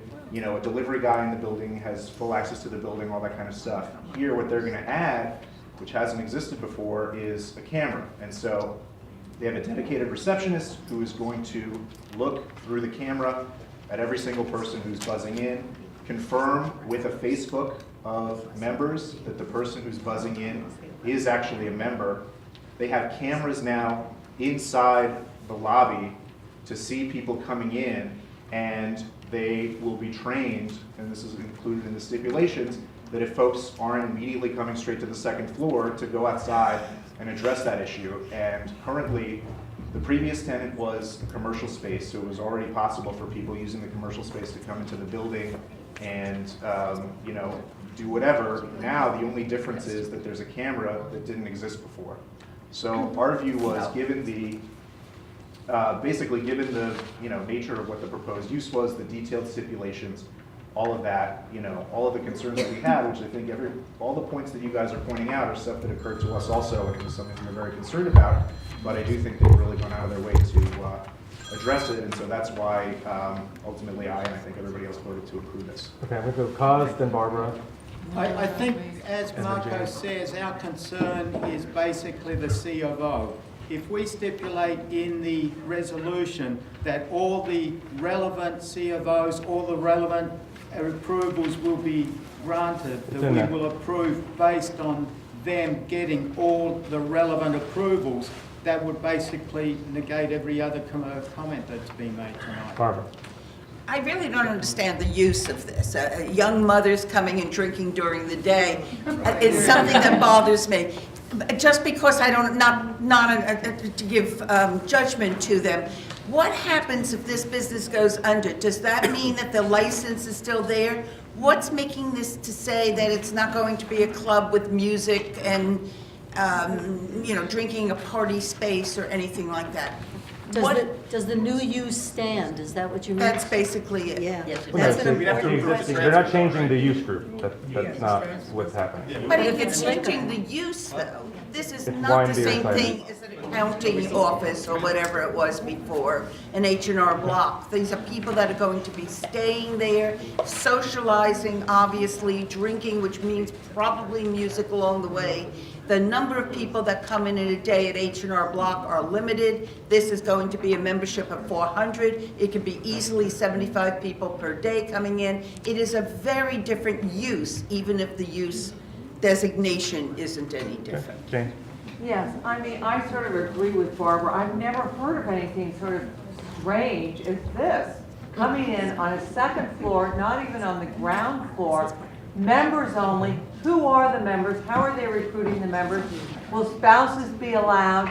I have so many reservations about this. And then it says that it will encourage patrons to utilize the stairs. It's not going to make them use the stairs. Plus, the costs that they're loading on up front, receptionists, cameras, they're going to have a bartender. The whole thing is murky to me. All right. Sharon, Lorraine, Lane. I have a question and a comment. I'd like to ask Marco, because for clarification, I'd like to know if requesting the CFO will also determine if they have to build a separate entrance. Does it have anything to do with, because the major issue is the entrance. So I'd like to know from you.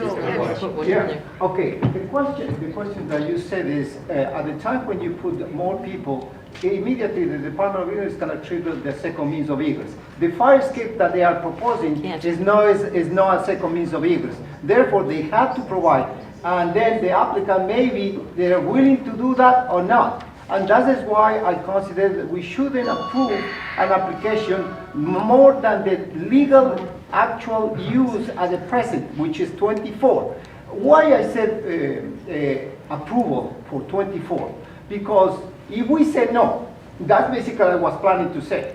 The liquor license authority, as soon as they see group 6, they will approve, regardless whatever we say. So therefore, it's better to put 24 when they obtain the legal number of occupants in that space, 74, they will come back and we have to grant it because that will be according with the law. In this case, we're going to go over the CO, which is the legal document, and to put 74 people, when in reality the only thing number that is approved right now is 24. And so just a quick comment about security. I trust my doorman. I do not trust an outside company or business.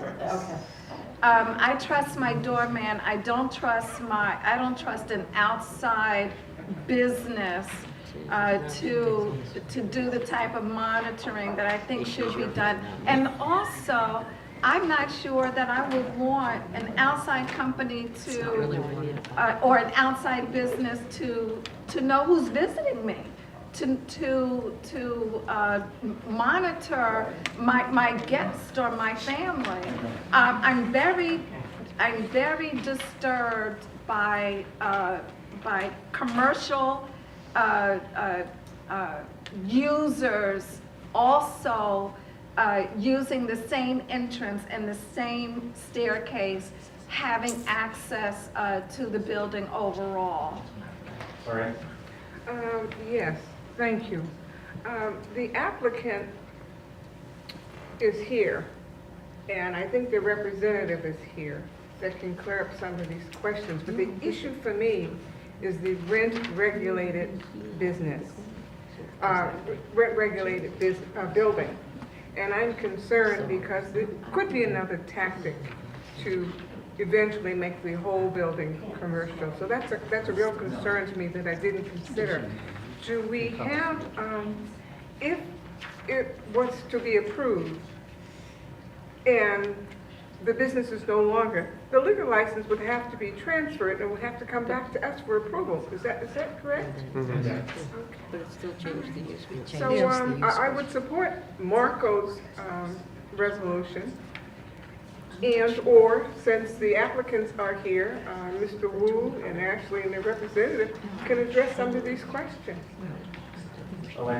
I just wanted to comment that, you know, the Department of Buildings is relying on people submitting applications and self-certifying themselves. There's very little follow-up. We're seeing this constantly, and whether it's the Target store on 70th that's coming. There's no monitoring. DOB is just letting applicants come in, say this is what they're doing, including even, oh, we're going to build a 5-story building and therefore we want, you know, the building permit when we know it's going to be 200 plus. So I'm very hesitant to put this on the DOB. I would rather see that if there is a certificate of occupancy done, that it come to us, we look at whether it is the correct one and deal with it. But I can understand all these protections that are built in there. I just am not trustful. And I must say, on a personal note, when I was in high school, I worked in the bank in there, okay? I worked in their basement and I worked upstairs, but it was an internal staircase. We didn't go into the apartment building, for which I know too because I had friends that lived there. And this is not an appropriate site for a club. This is a residential building. Yes, the second floor, and we have that in many places, are businesses. I mean, on Park Avenue, we have a lot of second floors that are commercial. Oh, they're not called the professional offices, sorry. Commercial. But this is different. This is a small building. The elevator is tiny. And I think it's a fire trap to allow this number of people to come in. And I would suggest that we wait and see what the DOB does and monitor that. And they'd have to come back to us anyway for the liquor license. Just so I understand, would the SLA issue the permit without a proper CO? Because obviously that's kind of what we're talking about right now. Excuse me? Well, that's what I'm asking. So currently they have a CO of 24. So yet they're asking for occupancy of up to 74, correct? You're currently amending the CO to 74, correct? So I don't understand why we're even debating and voting on this. If they can't get the SLA approval right now, they should be getting the proper CO and then coming back. Correct? Second last. They can apply to amend the CO at any time, and if they get it, then it goes. So, I mean, whether they do it now or later after we grant the license, it goes with the location. But they can't get the SLA license right now, correct? If they have a current valid C of O. For the 24. Right. They're requesting to the permit though for up to 74. Correct. Right? I'm asking, does the SLA look at that? And see, you have a CO of 24, you're saying you want to have 74 people in here. Would the SLA grant a permit for up to 74 when they cannot have 74 people in there? No. If we put it in the resolution. No, it would go. No, you can't. It's unlawful. The license will go to the occupancy that's in the C of O. So if right now the C of O is only up to 24, then it'll only apply to that. And then if and when they get to 74 or they don't, it goes to that. The SLA, the license goes with the premises and whatever the C of O says for the premises. Okay. Sorry, Debbie's been waiting for a while. Thank you. So this actually got me more upset than the frick. And I think it's a totally inappropriate proposal. I completely respect that the committee is trying to figure out a way to work within the system to get as much as we can, but it feels so wrong to approve any part of it that I would rather wait and deal with it then, because I can't get myself to vote yes on any part of it. I was a young mother in this city with children that I took care of all day also. I wasn't carrying my stroller up some stairwell to go hang out with some other mothers and talk about business and drink at the same time. And I wish the applicant would hear what everyone is saying right now, because these people live in the building, he lived in the building. It is not right. It is so unnecessary that I wish you would reconsider what you're doing rather than make the community jump through hoops to just savor as much safety as possible for the people who live in that building. Yeah, what do you know about AEW partners or the people involved in this establishment? Have they been a good neighbor? Have they been behind other projects? They're residents in the neighborhood. They live, I think, a couple blocks away from the proposed location. Have other businesses? Yeah, is this their first establishment? I believe so, yeah. Yes. We live on 88th and Lexington. Well, that's pretty ritzy.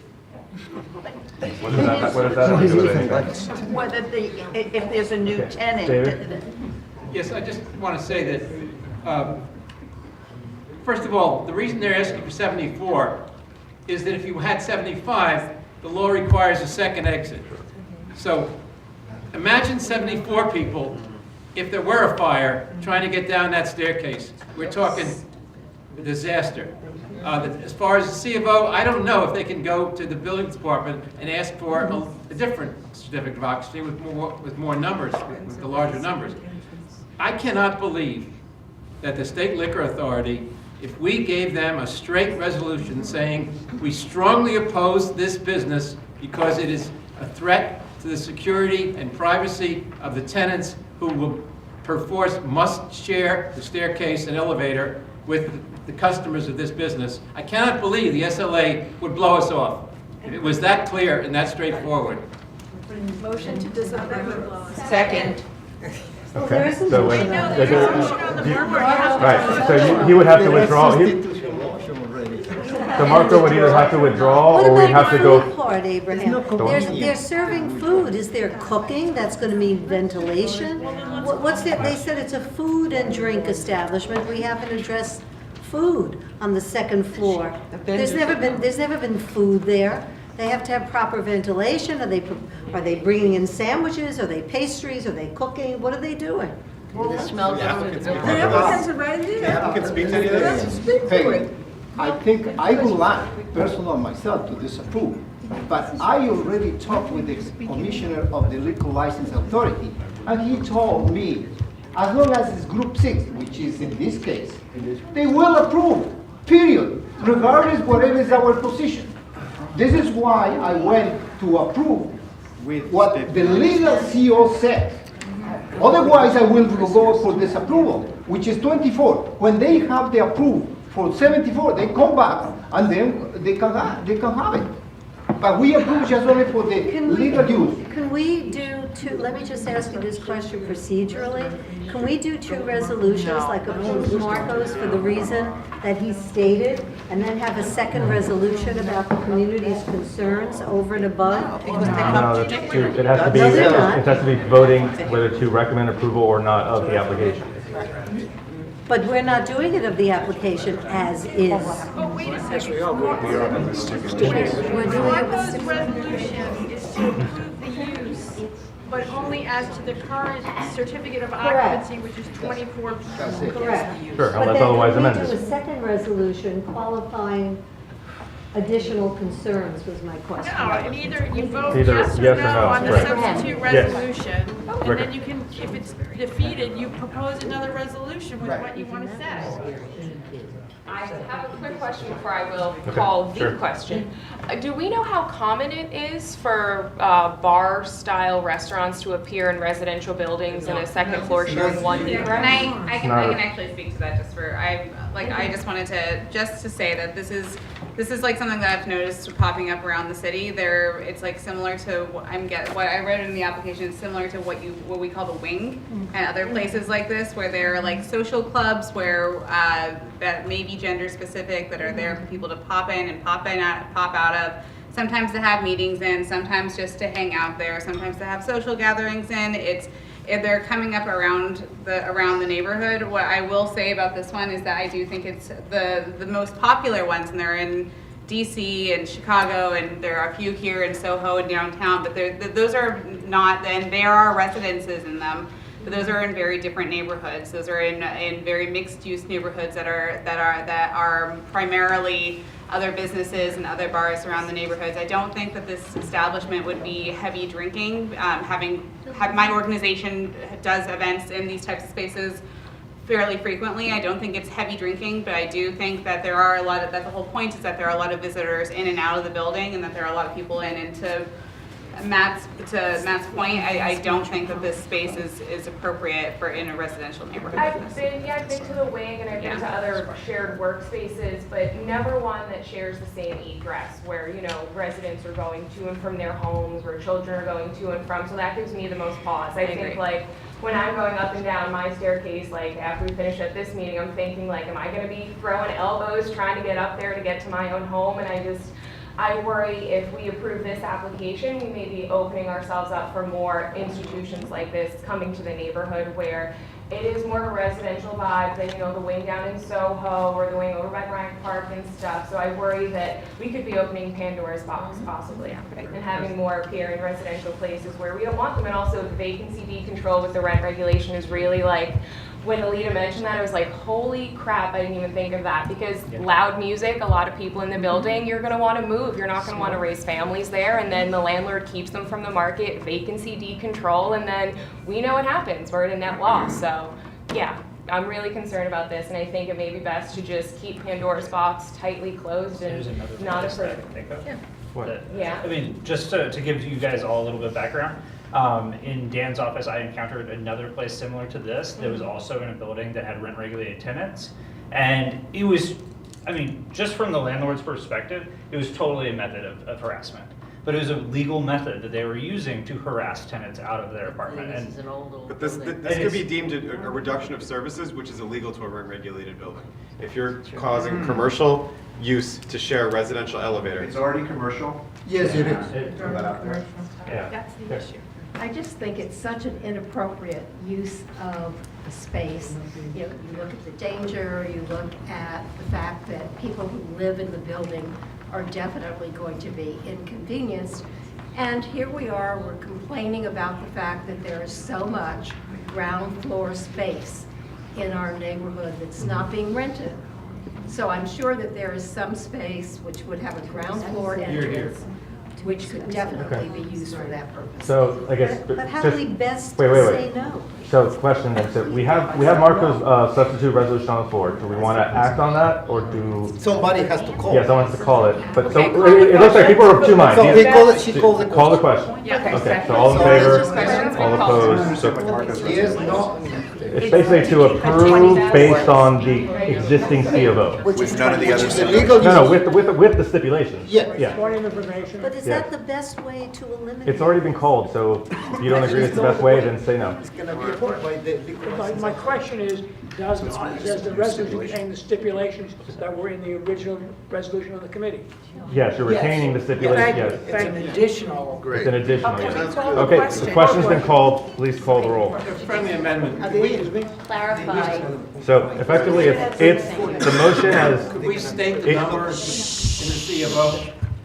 no, I think you're saying, the C of O is as of the current legal C of O, correct? Which we understand. Right, the current legal. Right, so that means you have to amend X, because X says that it will provide a Put it in valid there. C of O. So the valid C of O should be. Based on the current Based on the legal current C of O, legal correct, C. yeah. And if that changes, it has to come back to us? We don't know. That's You the have to request the building.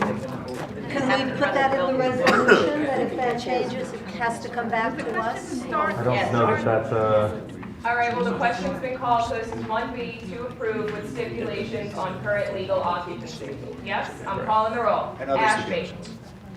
Abstain. Abstain. Barrett.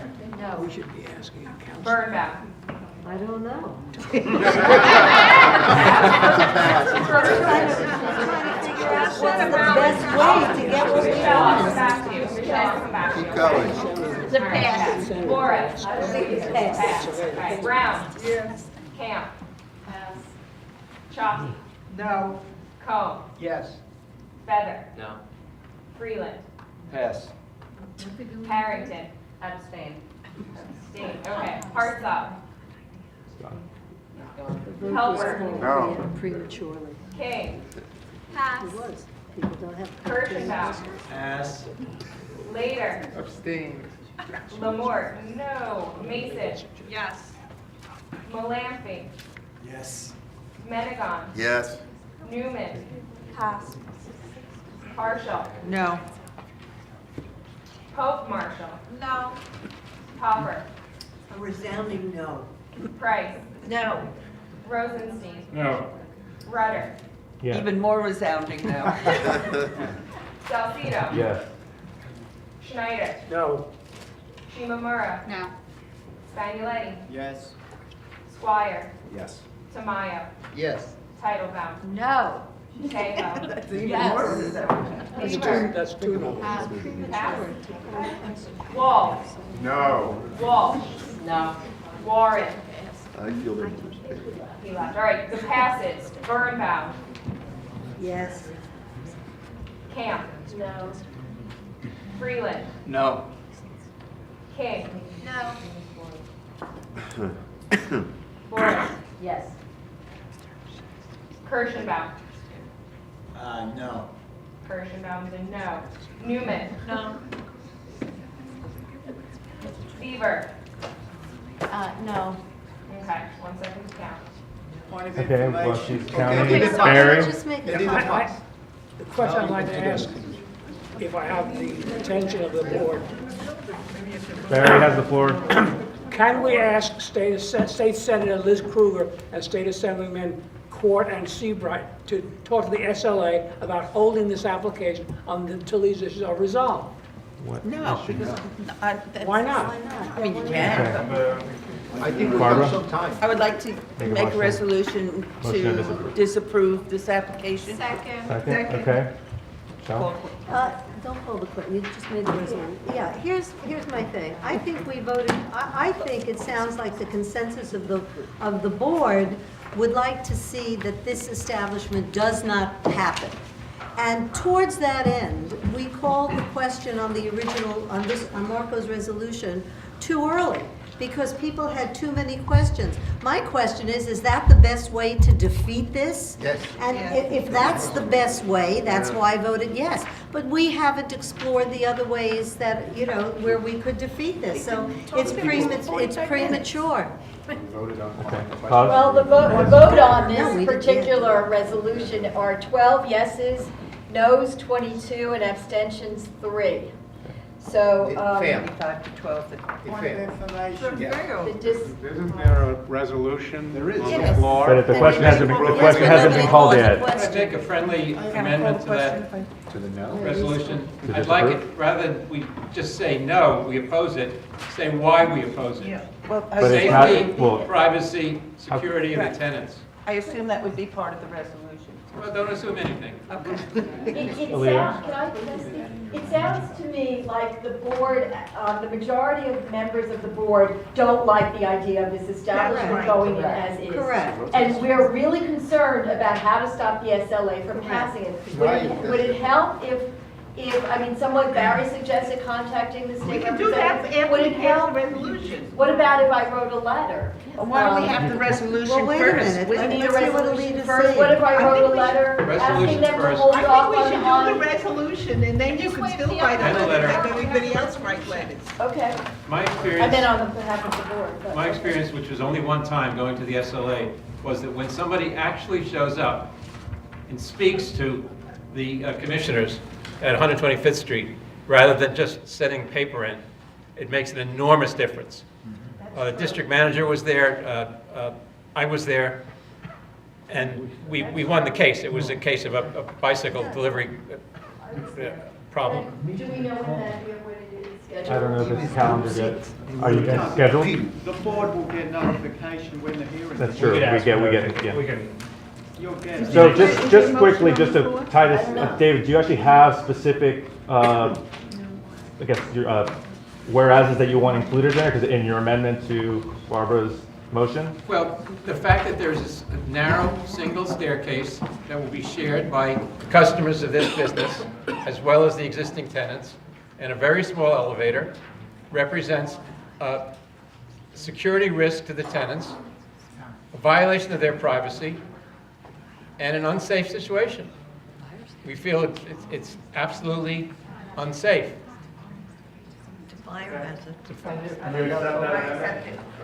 So we have a second. And Barry? Can you repeat the resolution, please? So Barbara has a motion to disapprove with David's amendment to specify concerns regarding the security, the small elevator, and small staircase, and use with residents of the building. And privacy of the tenants. And can we also have Alita's letter and But Barry's that's suggestion not part of the to get resolution. She can electeds send the letter on and her, the- of her and own notify accord. the electeds? Again, And that's ask also them to write outside of the SLA? resolution. Okay.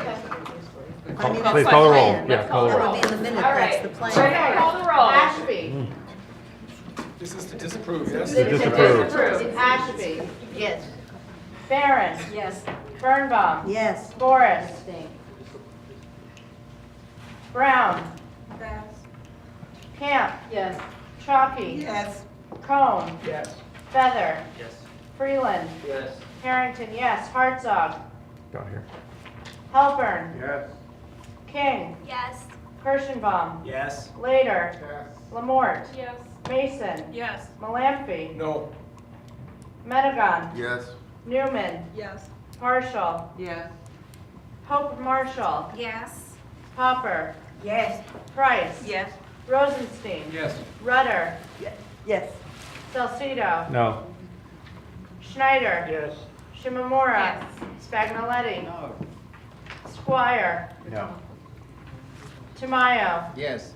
Titlebaum. Yes. Tejo. No. Seaver. Yes. Wald. Yes. Walsh. Yes. Warren. Not here. Brown. No. I'm going to change my vote to no. Okay. Anyone else I missed? No? We're good. Was there a pass? Yeah. Okay. Okay, cool. Okay. Okay, I will write a letter. Before everyone goes, we have to discuss or vote on the new proposed staff member for the board office. So at this point, I need to ask everyone from the public to leave, please. Alita, I'm going. I have That's, teacher conference. that's okay, Jane. 13 hours. Thank you. And that includes the cameras. It's private. I'm sorry. Thank you. Much thanks to WNET, but at this point, I do need to ask you to please leave the auditorium. Thank you. Right, and all recording equipment must be off, audio and visual. Thank you. Okay, while everyone's doing that, this motion to disapprove has 30 yeses and 7 noes.